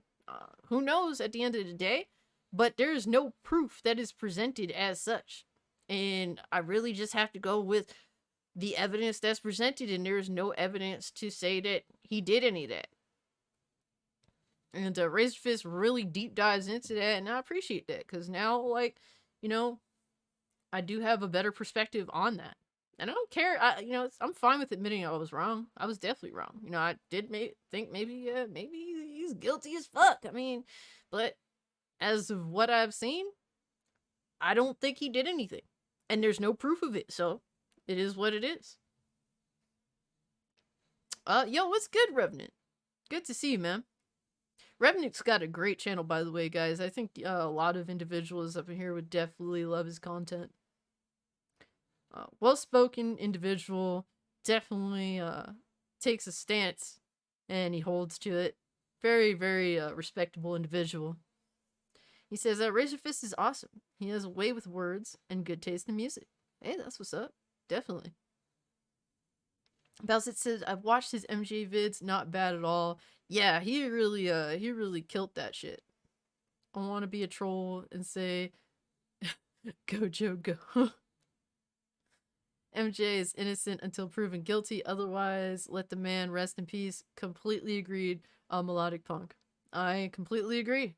Unless there's true evidence that shows merit. He's innocent. That's really what it boils down to. MJ was also acquitted in court. Yep, Sailor Mercury. But let's continue. Let's finish up this vid. Right, this is what he said. Angry Joe claimed, if you look at some of these Angry tweets, Ho, not Angry Joe. Pulled up here. Yeah, he said also you want to threaten me in person. No, I didn't want to threaten you. If I threatened you, I'd say, hey, Angry Joe, I'm going to knock your bitch ass out. That's not what I said. and that's stupid. We're both adult men here. That should not be the case. But in referring to adult men, we should be able to you should be able to face your accusers. If you have a problem, don't go tying people to evil things. People that, these are very evil, particularly the pedophilia thing. This is something that is a very bad thing. You cannot just liken people to that. And this is what gets me about these types, is that they think because, well, there's a person that disagrees with them or they're ideological enemy. These are absolutely heinous accusations accusing Youngrippa59, not directly of the words, but using the language that either marks him as 1, a racist, or 2, a pedo. These are very serious accusations. While he didn't say these terms outright, he did sure as hell imply them, as far as you can imply without actually saying the words. So yeah, when it comes down to this, I completely understand why he's serious about this shit. Just when someone was trying to lump me in with someone else that the gaming community deems as racist, I had to come out against that shit because I'm not gonna fucking have that. That's the last thing I need on my back when it's complete bullshit. That, oh, she's racist. No, fuck that. I'm not about to have that bullshit on my back when it's not fucking true. Me a political, social enemy, whatever it is, that they can just say whatever foul thing that they want to say. And then when they get a response, it's like, oh my God, I'm the victim here. No, fool, you swung first. And if this is something that you're not comfortable with, don't put your neck out there like that. Facts. But that's the thing that gets me about social media. Is that facts. If you're afraid of being confronted for the things you say, just shut the fuck up and crawl in your hole. I'm tired of this bullshit. A lot of people think that they're safe behind the screen. When it comes down to it, if you're gonna make accusations like this, seriously, you should be confronted. Put up or shut up, motherfucker. Like, seriously, either have the proof of these accusations that you're making, or shut the fuck up. That people now are not accustomed to that. So when someone actually says, "Oh, wait a minute, we have," I take exception to that, and we're gonna hash that out. They consider it a threat instead of, well, let's be adults about it. Men and people should be able to face their accusers, and let's sit up here and talk about. Obviously, this is not energy that they're going to keep up by any means. This is not some tough talk. This is just simple thing. The fact that you see it as tough talk, the fact that you see it as a threat, says more about you than it does anybody else. Facts. Because you are so either socially awkward, or just you think that there should be no ramifications, there should be no consequences to the things it is that you're saying. That someone actually saying that they're going to address you about it is a threat. That's the part that's childish. He goes on, he talks about all this, like he says, over a... Yo, Talk with the Great, what's up, man? Well said, Cassie. I appreciate you. Hope you're doing well. Like, he's trying to dumb it down, like real tough guy over a cartoon character. Like, fool, yeah, over a cartoon character, you had no issue calling people this right here, right? You had no issue calling people racist. You had no people likening people to pedophilic acts. Over a cartoon character. Don't act like, oh, you're so high and mighty. I don't care. This is not important. It was important enough for you to liken people to evil things. Okay? It's not even funny, dude. But that's the thing about these types. So we just have to clarify. And that's about it for the video. But like, yo, I completely agree. And Youngrippa59 did nothing wrong as far as I'm concerned. It's one of those things where people make all these bullshit ass accusations that at some point all this stuff is gonna have to be, you're gonna have to address these people to get them to stop making BS accusations. That's what it comes down to. Yo, Ninth Pixel, what's up, homie? Said, forgot Angry Joe was even still around. Yeah, I avoid that dude like the plague. There was a time many years ago where, I used to watch Angry Joe videos. Like, this is like a decade ago, maybe even more than that. But yeah, I just avoid him. He's really not entertaining enough for me to deal with his little bitch ass like buffoonery on Twitter, and for me to want to support him in any way. Talk of the Great says, doing fine. Did I miss the Budokai segment? No, you didn't. So you're in time for that, where we can, fanboy and fangirl over Dragon Ball Z Budokai. But let's see what else we got up here. What else we got? Oh my god, I need to get rid of some of these. Ooh, hold up. I got a Mighty Keith video. Another one. Because the first one was so damn entertaining. And it's actually about the Dragon Ball Z Budokai Tenkaichi announcement.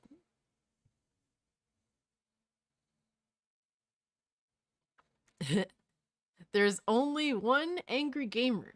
That is the angry video game nerd. Oh, there's plenty of angry gamers, but he's definitely the top dog. The dude that inspired so many other YouTubers.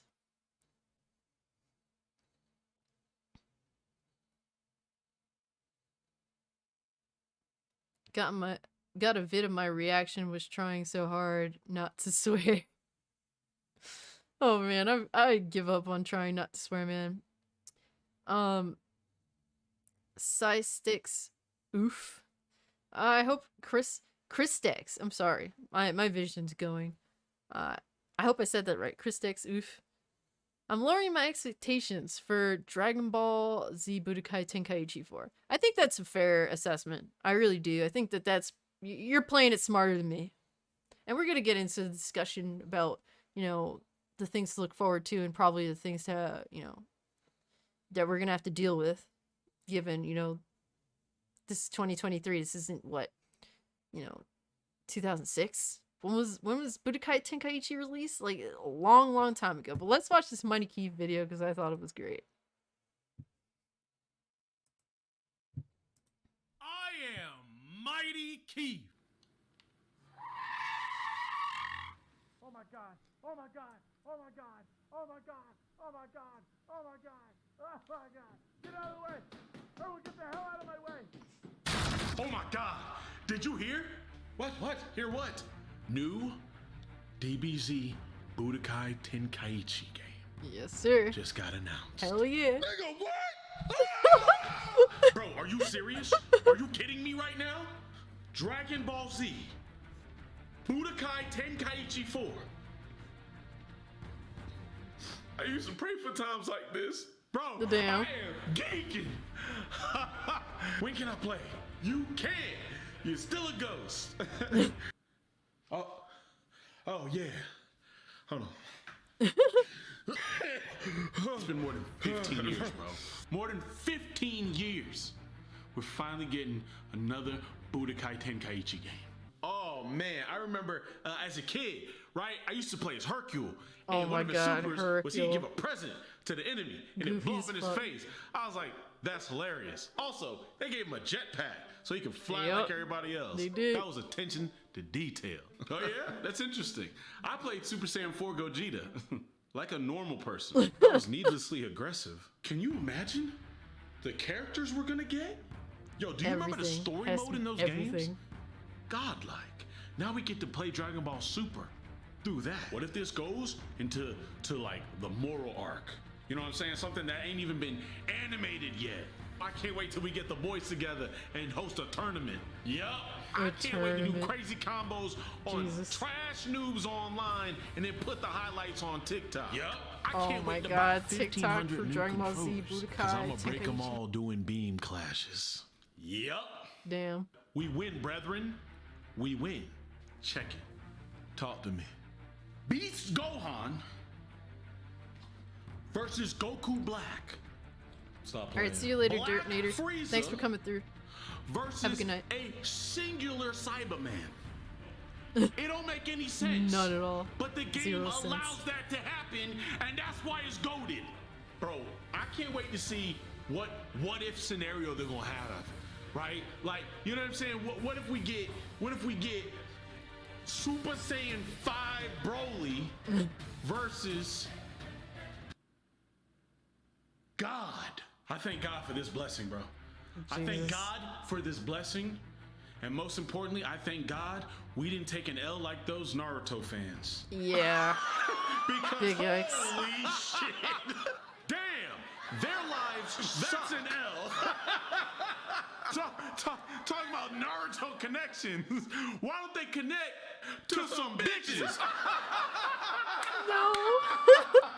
I'm so glad we got rewarded for our patience and our due diligence as loyal fans to this franchise. They were waiting for Naruto Ninja Storm 5, and they're about to get a collection of all the games they already bought. Of a mainly Naruto fan right now. I'd jump into traffic. They waited 7 years for 2 new characters. There are some people who the same old game. It's just a different game. The copium is palpable. Copium Express. Boy, that's just crazy. Oh man, if you haven't, guys, definitely sub to Mighty Keith as well as Youngrippa59. Good overall, solid YouTubers, man. But that shit had me dying with the Naruto shit. I need to send that one to the Lemonade King because he's definitely a Naruto fanboy, and he be hating hard on Dragon Ball Z Budokai or just Dragon Ball Z in general.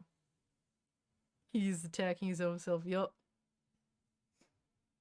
But yeah, definitely funny, entertaining content from Mighty Keith. So I definitely found that funny. I hope you guys did too. But when it comes to Budokai Tenkaichi 4, and a lot of people are saying you know, that shit, Paradise was saying that it's probably gonna be called Dragon Ball Super Tenkaichi, which makes the most sense as long as they don't go the ultimate route, because anything Dragon Ball Z with the word ultimate in it tends to be a pile of shit. Ultimate Tenkaichi was pretty bad. Pretty damn bad. Now, for me, I can't help but be hyped, man. So, for me personally, I love the OG, like, Budokai trilogy. So, like, for me, my favorite was Budokai 3, which is, you know, this side is technically 3D, but it was like a side-scrolling fighting game. And I really enjoyed that one, but Budokai Tenkaichi was great in its own right, man. It really was. I really do. I really loved all the battles that you can have and just how everything was set up. It was really fun. I'm really... Would you ever do a collab video with Mighty Keith? I mean, why not? It'd be fucking awesome. Just to say I did it, because, like, imagine that, you know? Black Metal Gamer says, I would love a Capcom versus Nintendo game, all 2D sprite style. It could work. Mario could Hadouken and Dragon Punch and kick shells. Yo, I could dig it. That'd be cool. I ain't gonna front, Black Metal Gamer. That's a good thought. Fuck it, why not, right? I just hope Budokai Tenkaichi isn't ruined by pandering to esports. The original series had cool, long animations for special attacks. I didn't want them to be shortened in the new one. So a lot of people were bringing up this like thought process, like, oh, like, why didn't they just go with Dragon Ball Fighters or Dragon Ball Xenoverse 3, whatever the hell. And it's like, a lot of the people that are saying this don't really understand who this is for, like the Tenkaichi, the Budokai Tenkaichi series specifically. Like when it comes to the Xenoverse fans, that's for RPG based. And then when it comes to fighters, that's like for hardcore fighting game, like competitive fighting game scene. Those are cool, but Budokai Tenkaichi is specifically for the fans, like straight up, just straight up a for the fans thing, so you can carry out all these battles as though they were a part of the series themselves. Like, that's what makes it cool. It's not supposed to be competitive. It's not supposed to be an RPG. I don't want any of those elements in there. Don't give me any of that. I just want all these great characters. I want great animations. I want great mechanics. Please make the I would like for the controls to be similar, but definitely modernize what needs to be modernized. I just want to be able to fight, like, do battles like we're really in the series itself. You know, I think that to me is the most important. This is for me. Budokai Tenkaichi is for me. I'm not into fighting games in terms of, like, I'm competitive. I suck at fighting games. I love the lore behind a lot of them. I love Mortal Kombat's lore. I love Tekken's lore. I like Street Fighter's lore, but I'm garbage at fighting games, and I just don't have the retention to sit there for days upon days and learn how to play these characters and learn how to play my character against all those other characters. I want a game that has the same basic like combos for the most part with slight variations. Everything is relatively reasonable to input, and I could just have like role play a battle how I want to, if that's what I want to do.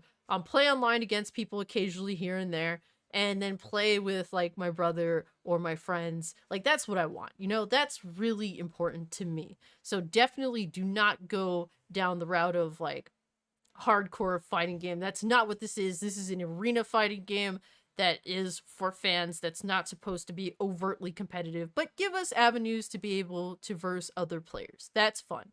And give us all the characters. I want all the ridiculous characters. Bring Hercule into it. Bring Chi-Chi into it. Please bring Dragon Ball characters into it. Characters that completely don't make sense. Like Mighty Keith was saying, like Cyberman against Black Frieza. Yes, I want all of that. Like it makes no sense. And it obviously Black Frieza would completely just crush the shit out of a Cyberman, but I want it. Like, let it be in the game. Give me Bulma. I want Bulma to throw capsules that have anvils in them or something. Whatever, man. Just give me all of these characters. They don't have to necessarily be good characters. They don't have to be competitive characters. That's what's fun about Budokai Tenkaichi. You had fucking Hercule in there. You could play as Hercule with a jetpack that has, like, the goofy, like, moments and like power-ups and specials. Like that's what's cool. That's what makes me love the Budokai Tenkaichi series. And it was cool that you could choose what form you wanted Goku or Vegeta or whoever to take before the battle even started. So if I want to do a Super Saiyan 2 battle between Goku and Vegeta, I could start that from the very beginning of the battle. That was like the selling point for me, what made Budokai Tenkaichi better than the Budokai series. That was awesome. Joshua, if it does, then I'm out. Hold up. Let me see. Yo, what's good, Joshua99? Good to see you. Budokai is probably going to have microtransactions. You're probably right. Yeah, so we definitely have to expect the worst, sadly. They're probably gonna sell us stuff, character packs, maybe other things. And honestly, we're gonna have to deal, and I am a dub person when it comes to Dragon Ball. I'm mostly dub for a lot of things, honestly. I know, shit on me, it is what it is. We're gonna have to deal with the terrible dub. The depreciation of the quality of the Dragon Ball Z voice actors is very noticeable through all this time. Back in the day when we were kids, we were spoiled. The dub, the actors were very well done. We're not going to have Tiffany Vollmer as Bulma anymore. That's the truly depressing thing to me. I think that she really added the charisma that made me like Bulma. Now I can't stand Bulma. It really doesn't help that her voice actress is a total fucking cunt. But yeah, when it comes to true talent, Tiffany Vollmer absolutely killed it as Bulma. So we're not going to see her. We're going to have to deal with an annoying Gohan, because I don't know who plays Gohan now, but he's just so squeaky and annoying. That's why I absolutely despised Dragon Ball Z Kakarot, because in that game you mostly play as Gohan, and his voice actor is so annoying in comparison to the original voice actor of Gohan in the dub that we're used to. So that change bothers me. Joshua99 said, I like dub. I'm too slow to read the subtitles and watch what's going on. Yeah, I just feel like when I'm watching subs, man, it's like one of those things where I'll watch the subs if the dub is just that bad. But I'm used to Dragon Ball Z dub, you know? And when it comes down to like, when I have to do subs, it just feels, I'm the type of person, so this is the type of special asshole that I am, guys. I am the asshole that does watch the dub with the subs on. That's the kind of special asshole that I am. So it's like, I'll get the character speaking my language, but then I also have the ability to read how accurate the subtitles are to the dub. That's the special kind of asshole that I am. I know. Just throw tomatoes. Throw. That's literally how I am. I'm so bad. When it comes to like Dragon Ball Z, I don't do it because I've been watching Dragon Ball Z since I was a kid. I practically know the fucking dialogue. So that's just what it is. Yes, Tiffany Vollmer was leaps and bounds better from Monica Rial. As both a person and as both a talented voice actress. Zeno said, got some projects I need to work on right now, but take care, everyone. Thank you so much, Zeno, for coming through. It was really good hanging with you, as always. You're a pleasure to hang out with, man, so take care of yourself. It's not the same anymore with the voice actors. It really isn't. You can tell the decline. The individuals that are still playing their respective characters clearly sound like they're there to just collect the paycheck and go home. They are more uninspired than ever before. It's something we're gonna have to deal with. And you know, an individual, I forget who said it. I don't think it was Zero Dozer, it was someone else. They even said for, you know, the Japanese version of, you know, Japanese voice actors, they were bringing up the reality that unfortunately Goku's voice actress is up there in age, and she, you know, they felt as though she just can't hack it anymore. Personally, I haven't listened to her portray Goku, especially in those high moments where Goku's like really yelling. So I can't really determine her ability to produce. But, you know, she's up there in age, and it's going to come a time where she's going to have to step down, or she's going to, unfortunately, pass playing Goku. And if that's the case, that's going to hurt really bad. Even though I don't watch the Japanese version, but that's going to be tough. That's going to make me, like, sad. When she does inevitably step down and Goku ends up being recasted. I mean, she's an icon. She is certainly an icon. A woman who plays one of the, if not the most iconic anime character of all time. From the anime series that really bridged Japanese animation to many other audiences, man. Dragon Ball Z was that show that really did give Americans, that was the gateway for especially Americans, you know?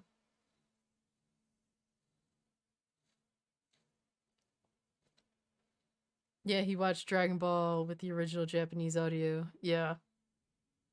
Chris Sabat is lazy. Yeah, he is, man. And it's sad because he plays some of my favorite characters. I absolutely adore Vegeta and Piccolo. In some instances, there's some parts where I like Yamcha too, but yeah, he doesn't give a fuck. You could tell. It's sad that that's what it's come down to, but that's the reality that we live in. We're gonna have to deal with the terrible modernized dub. So, it's like The Simpsons. They sound like they don't care. Yeah. Yep. That's what it is. That's what it's boiled down to. I played Dragon Ball in Japanese now. Goku took time to get used to it, but I like it. Her Goku took time for me to get used to, but I like it. That's what's up, man. That's awesome. Honestly, I should probably try, but it's one of those things where I tried to watch Dragon Ball with subs. This was when I was like 13. No, I think I was maybe like 14 or 15. And it was one of those things where, to me, Goku, and I was watching the Cell Saga, so Goku, Kid Gohan, Krillin, Bulma, and Chi-Chi just all sounded the same to me. I'm sorry, I'm ignorant for it, but that's just how it came off, and I'm just like, holy shit, they all just sound the same. I'm sorry. It's not intentional. That's just how I genuinely felt at that time, being like 14 or 15. Maybe I should give it another try. Yep, she's getting old. She needs to retire for her own health. Rest and enjoy life. I mean, look, man, you could tell she's passionate. Like, she definitely has given it her all. It's not easy for a woman to portray a male character. Like, you could tell that she's very passionate about it, and she's very much respected. So much so that they did not recast Goku when he became an adult. Like, if that doesn't show that she's highly respected, I don't know what does, you know? But that's, you know, it's really cool. I may not be necessarily a big fan of her Goku, but I could totally respect that she's an icon. So Mercury says, I feel like Sean Schemmel stepped down as Goku, no one would care. I'm not really big into Sean Schemmel. Never been much of a fan. I liked Ian more, to be honest with you. What is his name? Goku Ian, I forget his whole name. Yeah, Ian James Corlett. I enjoyed his Goku so much more. And obviously it's the Canadian dub is shit, don't get me wrong. But I feel like Ian's Goku was a Goku that you could take more seriously. But when shit like got serious, so like his Goku, it's like I could take him seriously, but when he wanted to be goofy, he was definitely very entertaining, quite goofy. Whereas with Sean Schemmel, no matter what, his Goku's just goofy as fuck at all times. Michael Joe asks, Cassie, do you think Steve Blum is a good voice actor? I think Steve Blum is a good voice actor. I think he's an asshole, but he's a good voice actor. I will say I don't feel as though he has much range. But I think that his particular voice is great for so many characters. Because reality, he just sounds the same with everything he does, you know? He just sounds like Spike Spiegel all the time. Which, I mean, I don't mind. I think Spike Spiegel's voice acting is great. But it's kind of one of those things where you can't ignore the reality of the situation. He does sound the same in pretty much everything he does.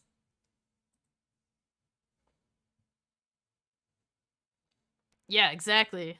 Sailor Mercury said it as well, so I'm not crazy. Steve Blum has no range. Every voice is Spike. It's true. I think that it's a great voice for a male protagonist, no doubt. But, every voice is Spike. Yep, Otaku the Great says, when Misako passes, it's gonna hurt, man. It would be like when, Satoru Iwata. Yeah, honestly, I think I would shed a tear. And it's not, like I said, I didn't necessarily grow up with the subs. I grew up with the dub, but damn, like, I grew up, like, Dragon Ball Z has been, like, the thing that I've stuck to all of my fucking life. My entire life. Dragon Ball Z has been such a strong foundation and joy. And to watch it kind of just slowly crumbling, it hurts me. It does hurt. And yeah, I would definitely, I think I would shed a tear, honestly, because that's like, I respect the icon. And, you know, while I didn't necessarily favor her version of Goku, she is Goku. She is the Goku. And you gotta respect that, man.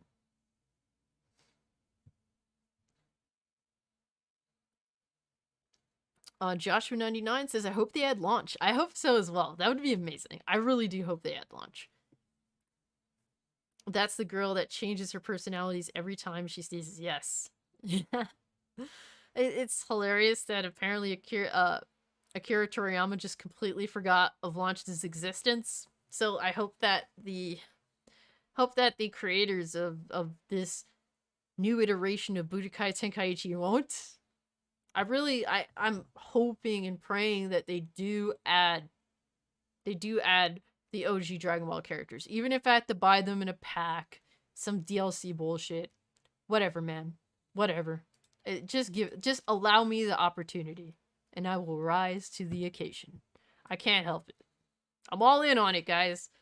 Maybe it's foolish of me to do so, but I am, because that trilogy, man, that trilogy is just super memorable. Some of the greatest moments in my life, honestly, guys. Some of the absolute greatest moments in my life right here, in gaming. I used to play these games well after, what is it, 6th generation? Because, like, I remember me and my brother would have to take turns playing games on 360. So I would go right downstairs, play Dragon Ball Z Budokai Tenkaichi or Budokai, whatever, man. I used to constantly play Dragon Ball games. But if you haven't, subscribe to the channel, man. It really means a lot. We've been having a great conversation. Trying to get to 40 likes. We're coming close to the end, so if you haven't, drop a like, subscribe to the channel. Really appreciate it. We're on the grind, man. We're on the grind. Honestly, I've gotten further than I ever thought I would. So it does indeed mean a lot to me, man. And I appreciate everyone that supports, man. I really appreciate you guys. You only played the first Budokai Tenkaichi? Budokai Tenkaichi 3 is awesome. Actually, all three of them are great. Every one felt like an upgrade. And, I used to have Budokai Tenkaichi 2. Honestly, I don't know what happened to it. It's one of those where I do have to pick up. I'm probably gonna pick it up soon. I have to. My man Trunks is on the cover of that one. I have to reclaim it. And I do want a perfect looking copy of that game. Of course you know Launch Otaku. I wouldn't expect any less. Neozoic says, yeah, Steve Blum has the Kevin Michael Richardson problem, where every character they voice sounds the same. It's true, but when, like, honestly, when he portrays a character, you know it's him, and when you know it's him, there's at least a level of quality there, from what I've encountered. Michael Joe says, Steve Blum was a perfect Wolverine. I think it was pretty good. I really love the Wolverine from, what is it, X-Men, fucking hell. I mean, the OG from the animated series is good, as well as, Evolution. I really liked the dude from X-Men Evolution as well. Awesome job. Steve Blum is a jerk, but he's great as, Starscream and Wolverine. Yeah. I mean, that's really what it boils down to. He's an asshole human being, but, I mean, he's good at what he does. Chris Dex says, if it does have DLC, then I'm not going to buy the game. I'm going to play the modded Budokai on PC. Hey! Whatever leads to you being happy, you getting your kicks, go for it, man.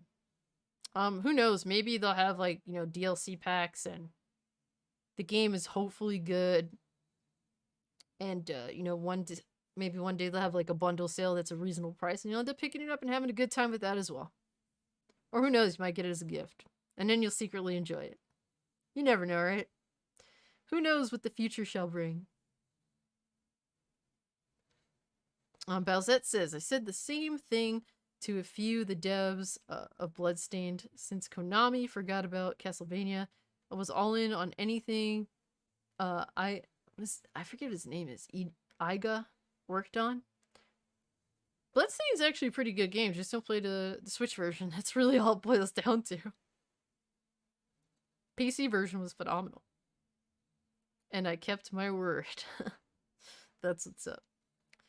Hey, Zero Dozer, if you're going, have a good night. Take care of yourself. It was really good hanging out with you, as always. Wishing you the best, man. Hoping that the rest of your week is smooth sailing. Lost Courage on Budokai Tenkaichi 2 was a goated song for me. For me was a goated song. Huh. Lost Courage. I'm gonna look that one up. I'm not gonna play it here because I feel like I'm probably gonna get copyright claimed. It'll come from left field. You know what? I'll play it, but I'm gonna listen to it, see if I recognize it. Because I don't recognize them by name.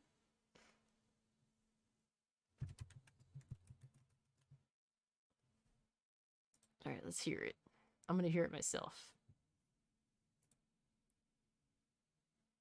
Oh yeah. Oh yeah, I definitely remember that. One thing about Dragon Ball Z games, even like some of the bullshit-ass phone games, a lot of them have great music. Yeah, I remember this one. The mass majority of Dragon Ball Z games have great music, even some of the bad ones. Crazy how that works.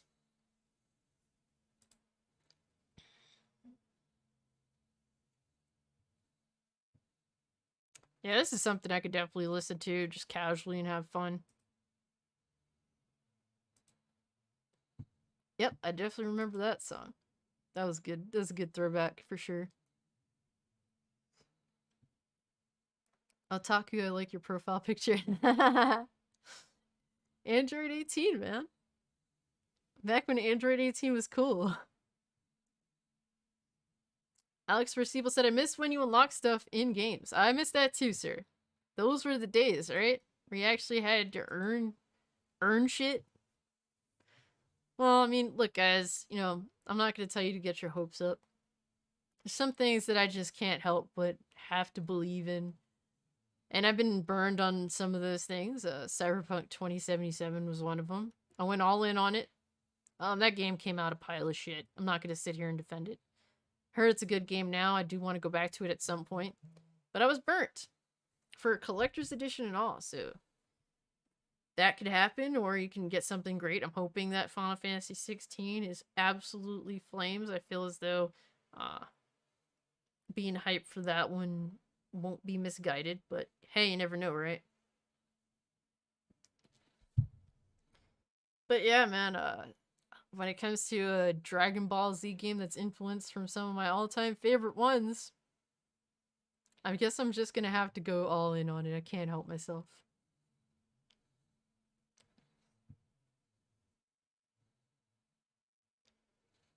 Bellset says I have them all on the Switch. Ritual of the Night took some serious work, but they made it run really good. Okay, that's what's up.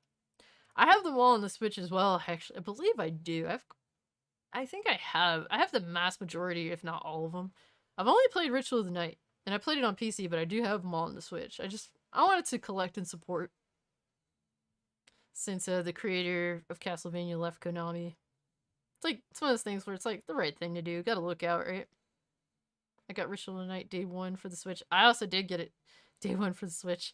Physical, laggy as hell, but still beat the hell out of it. See, I said, oh, so I already pre-ordered and got the Ritual of the Night Switch copy, but I'm hearing it's a pile of shit in terms of performance. So I immediately just went and bought it on PC, on Steam, and played it there. So, no regrets there. Ran beautifully on my gaming laptop back in the day. Bowsette said I even found a glitch where I can dash through the ceiling to farm gold. Damn, good for you. That's what's up. You're probably the only one that found it. Nobody else is playing that version of the game. And got far anyway, from what I've heard. Yeah, I miss the days when you'd unlock stuff in games instead of paying for it. Yep. It's like the ease of convenience. We're going to make shit really hard for you to get to, and we're going to allow you to pay us if you really want it that bad.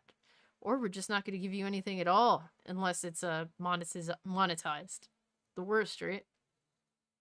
Do you think they'll ever remaster all the Dragon Ball Z Budokai Tenkaichi games? So the weird thing about the fact that Budokai Tenkaichi is coming back is that series was made by Atari. So Atari was, back in the day, they made all the GBA games as well as the PS2 games. And some of, I think the first 360 game, which was Burst Limit. Which, honestly, Burst Limit got shit on. And don't get me wrong, it kind of deserved it. I'm not going to sit here and pretend it was a 10 out of 10 game.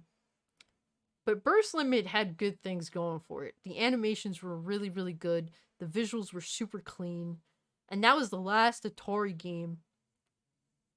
That was the last Atari game that was Dragon Ball. Excuse me. That was Dragon Ball Z. And so after that, went to Namco Bandai. And they've had it ever since. So it's interesting to me that they chose to go the route of Budokai Tenkaichi instead of Raging Blast. I thought that they would have definitely went for Raging Blast, you know? Or Raging Blast 3. I mean, even if it was Raging Blast 3, I'd be happy with that. Because I enjoyed Raging Blast 1 and 2. 2, it didn't have a story mode. It was more like this arcade thing where you just fight. And it was whatever. A lot of people were pissy about it, but I've been through the Dragon Ball Z story so many times that it didn't really bother me. So, that's just how I feel about that. Sailor Mercury says, I love the Legacy of Goku games. So the first Legacy of Goku was honestly horrible. I actually went back to playing it just for shits and giggles. I remember I knew it was bad, but I have my analog pocket, so I've been trying out a bunch of GBA games on there. That game is bad. That game has a stutter issue that it does not go away no matter what hardware you play it on. So yeah, there's that. That was a bad game. But Legacy of Goku 2 is arguably my all-time favorite video game.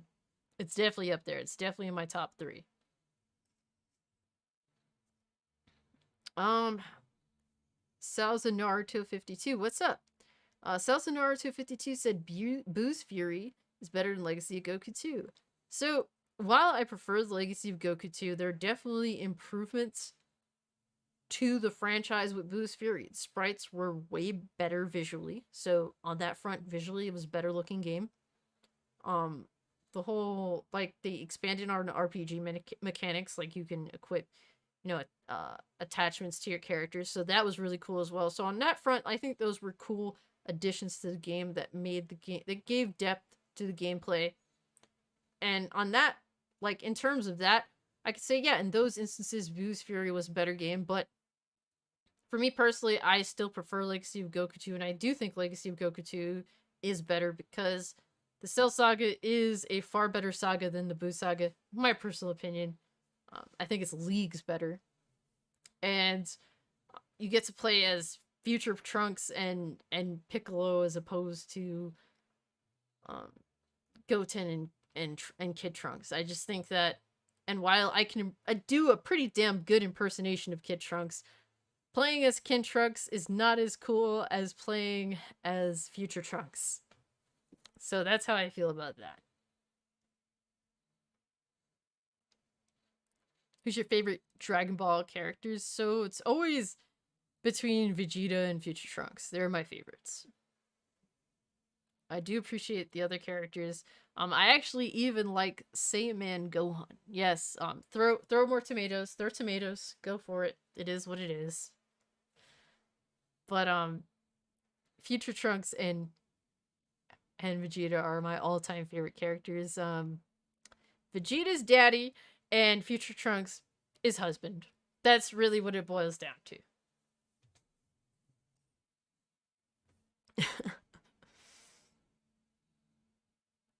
Yeah, Legacy of Goku 1 is dog shit. Oh my god. That fucking game is so bad. They rip as much assets as they can from the anime itself. From Goku's screaming that sounds absolutely atrocious to the intro of the show. So bad. So fucking bad. Least favorite Dragon Ball characters. I'd probably say like Chaozu and least favorite Dragon Ball. Chaozu and I mean, there's some instances. I loved Yamcha in Dragon Ball, but I just couldn't stand him in Z. Just turned into such a bitch. He was such a cool character in Dragon Ball, so I like him in Dragon Ball. In Z, I don't really care for Yamcha very much.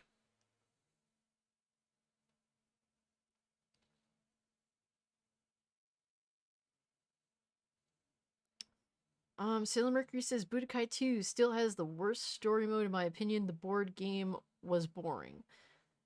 So, I agree, it's definitely the worst option. A lot of people don't give enough credit to the original Budokai for doing an accurate storytelling and visually at the time, a really visually appealing rendition of the story mode that had all the cutscenes, that had all the key moments, and even had alternative endings, which is pretty cool. A lot of people may not have known that, but some pretty cool alternative endings, one of which Vegeta actually becomes the Super Saiyan. So that was freaking awesome. But yeah, when it comes to Budokai 2's like story, it's weaker. It's definitely weaker. The board game shit. They could have definitely did something better. Do I hate it? No. But then again, I'm a super fangirl of Budokai series, so I'll shill for it. I'll shill for it. I'd still play it for shits and giggles. I liked a lot of the music to Budokai 2, and that's definitely what helps you get through that board game scenario.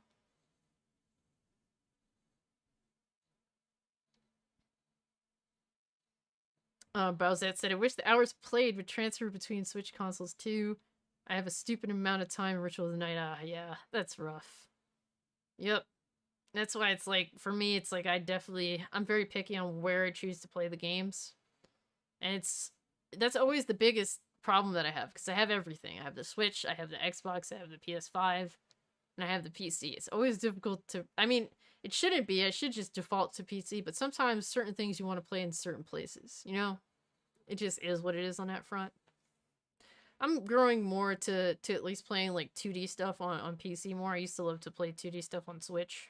Now I'm kind of a little more indifferent. I guess Vampire Survivors is warming me up to that, like 2D pixel art games. Otaku the Great said, oh my god, yes, the American friend I had, I completed the first one, but Kakarot was a revamp of sorts. Yeah, they definitely took a lot of criticism from... Oh, you're talking about Dragon Ball Z Kakarot. I hated that game, honestly, but looking back at it, it's not so bad. There's definitely some things that they could have did better. I can bitch and moan all day about the fucking voice acting, but that's not gonna change. But on what killed me, what makes me not ever want to go back to Dragon Ball Z Kakarot is that they made future Trunks' voice his kid Trunks voice, and that's just so fucking aggravating to me, because like I know he's like a teenager, like he's very young in that, before he does go to the future, but like couldn't you just accurately depict him and have Eric Vale play his voice actor? Like, why are we doing this dumb shit? You think you're so fucking smart, like, oh, let's make him sound like a kid, even though, in the anime movie, like, he's, he sounds the same the whole way through. Fuck out of here. Show's so annoying. Don't you wish they made more Dragon Ball GT games? I mean, if they were good, I wouldn't mind it, if they were actually fun. But, some of those Dragon Ball... What... I believe it was the Game Boy Advance game that broke me. Was, what is it? Dragon Ball Z Taiketsu? Ugh! What a fucking nightmare. The game was a fucking nightmare. Jesus. Didn't know what any of the fucking controls were. The characters looked absolutely abysmal. That was a Christmas gift. That's like on par with a lump of coal. That's how bad that shit was. Boo's Fury postgame was a HFIL of a grind. And no, that was not a typo. Yes, anybody that's watched Dragon Ball Z on Cartoon Network knows of HFIL. We joke about HFIL. Oh, shit. Legacy of Goku is still a great game, no doubt. Completely agreed. Cells and Naruto. Like, preferring Boo's Fury over Legacy of Goku 2. Completely fine. I can see why. Personally, I don't feel the same way. But I don't blame you. I really don't. Visually, Legacy, Boo's Fury was stunning. Beautiful game. Beautiful pixel art. Who will win Goku versus Popeye fictional characters? Oh man, well, Goku'd probably kill Popeye before he could even finish eating half of his spinach, so probably punch a hole in his gut and then rip the spinach out. The level system in Legacy of Goku is garbage. Yeah, it just makes no sense at all. I was just grinding in the beginning to go fight Raditz. It's just so meaningless. Like, everything feels meaningless to that game. There's no reason to do anything besides, well, we just have these things. You just need to do this in order to get what you need done. And it just doesn't feel eventful or good. It's just more annoying. You're fighting animals. Like, Goku doesn't fight animals. He's used his power to actually bring animals back to life. So you're literally grinding in OG Legacy of Goku. And you're killing animals to do it. Imagine that shit. you hope the Resident Evil 4 demo gets announced tomorrow. I know the Lemonade King was talking about that. Hopefully it does come out. I'll definitely play it. Budokai 1's story was fantastic. It looked great for the time. Yes, it certainly did. Even in the PS3 remaster, I enjoyed replaying the story. I enjoyed it too. I mean, the gameplay is not... Like, at the time, the gameplay was fine, but they revamped the gameplay in Budokai 2 and 3 so well that it's hard to play Budokai 1 for the gameplay. But the cutscenes, I still enjoy those cutscenes. It was a great way to run through the whole... Like, at least at the time, the whole series from, you know, the Saiyan Saga to the Cell Saga. And them hit all the key story beats, good visuals for the time, really just everything. I was very satisfied with how they ran through the story. It's better than sitting there and watching all those seasons, right? In terms of, like, you can run through the whole saga, all those sagas, in like, what, five or so hours, and they hit all the key story beats. Can't beat that.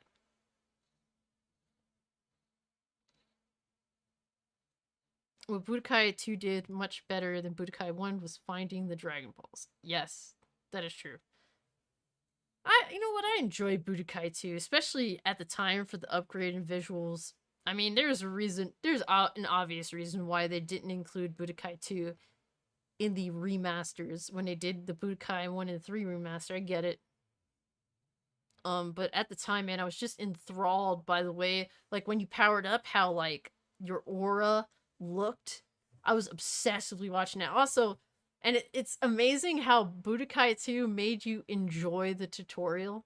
I absolutely adored the tutorial between Gohan and Goten. I thought it was so well done. It actually made you enjoy a tutorial. Like, when does that ever happen? When do you actually genuinely enjoy a tutorial?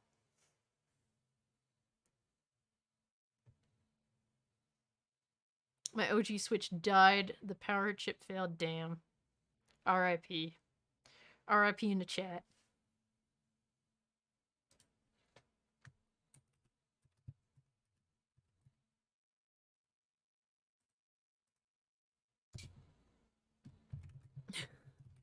I'm actually writing it.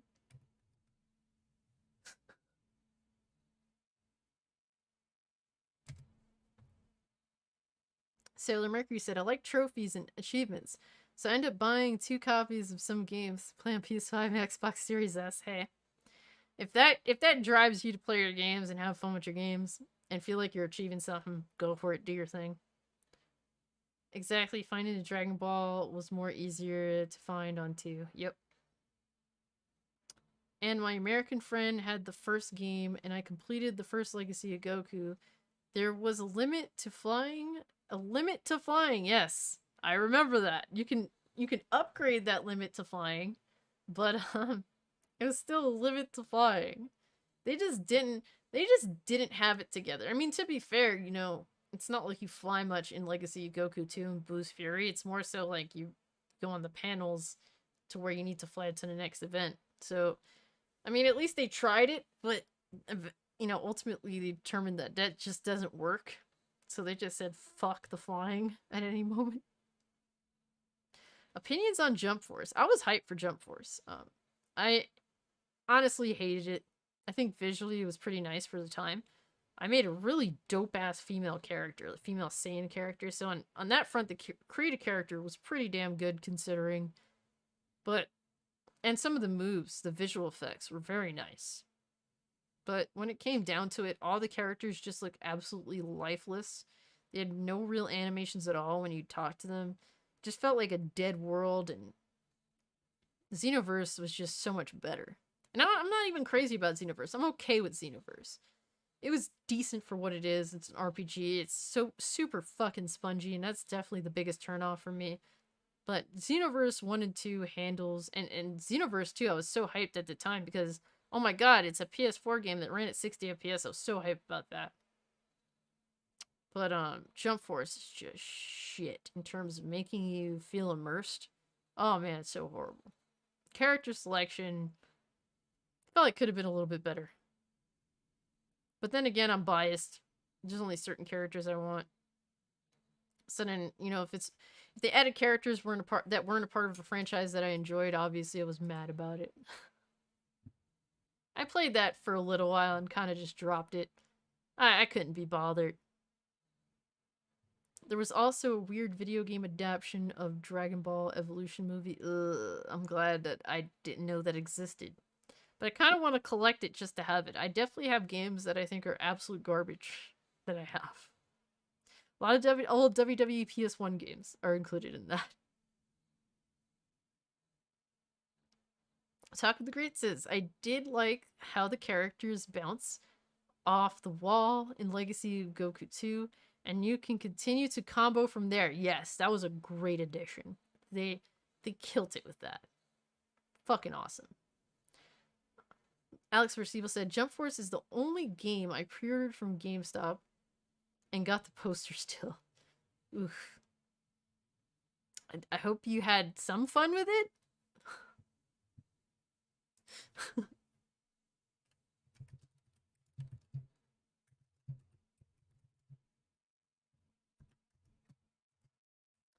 Yeah, it's one of those things where I wish that I did enjoy Jump Force more, but it just wasn't really a very good game, sadly. I never really put serious effort into J-Stars. I bought like one of them. I think it was like an early PS4 title, and I just couldn't get into it, so. Remember when Cell absorbed Krillin and you had to fight him? In which game? I'm not too sure. I feel like I would have remembered something crazy like that. Sailor Mercury says, J-Stars on PS3 was more fun than Jump Stars. The graphics looked awful and story was bad. Yeah, it's like visually, like the characters look decent, but goddamn, they're just so lifeless that it looks horrible, like by default, you know? I liked a lot of the effects that they did. Like, it was trying to be a pretty game, but if everybody just looks lifeless, it doesn't really help very much, you know? It's just the sad reality of that situation. But yeah, guys, I think we're about to wrap it up. It's been a great discussion. It's been a great night. I appreciate everyone that did come through. Real quick, I do want to give a shout out to the channel members. Thank you so much, Orange Hat Reviews, John Shepard, RC Scott, Butch Luffy, Alex vs. Evil, AB Limits, Get This Work, Our Carry, Hustle and Motivate, I'm Man Rich the Swaggler. Thank you guys so much for being channel members. Got a Discord going. It's a great growing channel. If you'd like to engage in that, you know, becoming a basic channel member gets you access to the Discord. Aw, Joshua99 says don't go. Aw, I'm sorry, bro. I'm sorry, bro, but it is. Let me see. It's 10:30. Talk a little bit more, and then we'll have to bounce. I do have to eat. I always eat super late because I'm an asshole. But Jump Force was alright. I had so much good online matches, so many rage quits. That's what's up. I mean, there's definitely. See, I'm not the one. I'm not really too big on like the online fighting when it comes to those games because they're not like competitive. I'll play like here and there, but I never was super into it with Jump Force. Maybe I should have tried it. But thank you so much, Sailor Mercury, Otaku the Great, Alex vs. Evil, Joshua99, Bowsette. Thank you guys so much. Neozoic, really good to see you. Neozoic stayed late. I appreciate you coming through, Neozoic. Let me see who else. Bobby Hawk, really good to see you. Michael Joe. Guys, also, if you haven't, check out my latest video where I dump on Kotaku if you're into that. I'll post it in the chat.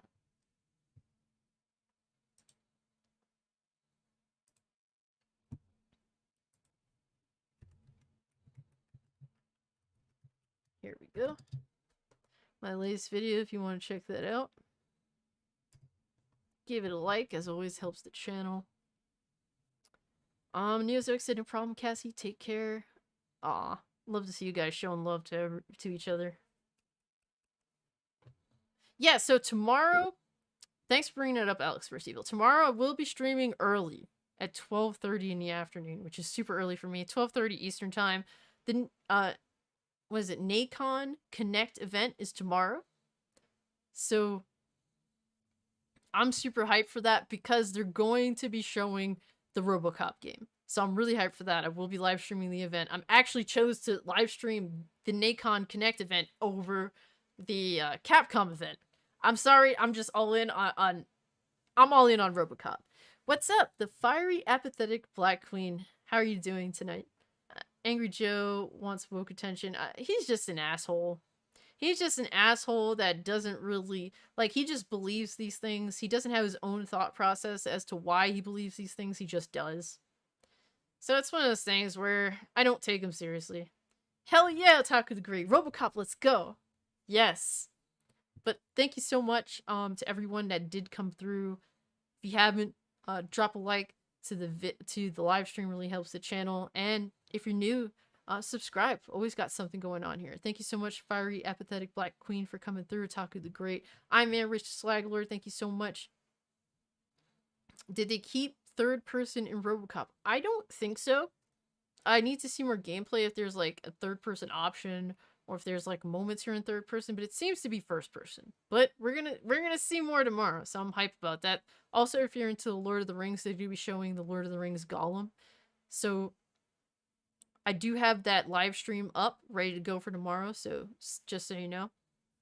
I appreciate that, apathetic Black Queen. Really appreciate you. So have a good night, everyone. If I didn't mention you, it's not because you're any less important. Thank you much, Zero Dozer, Alex vs. Evil, Christex, Oaf, Neozoic, Michael Joe. So many people, man. Just so much love. I'm always appreciative. Melodic Punk. Remnant. Appreciate that. Black Metal Gamer, thank you so much for the $2 super chat. Thank you everyone that dropped super chats. Really appreciate that. Will B came through for a while. Good to see him again. It's been a while. Snake Doctor, good to see him. And Derpnator, Gothic Chick, Zeno the producer. Thank you so much, Zeno, for that super chat. Really appreciate it. And yeah, guys, with all that being said, I'm out. Peace.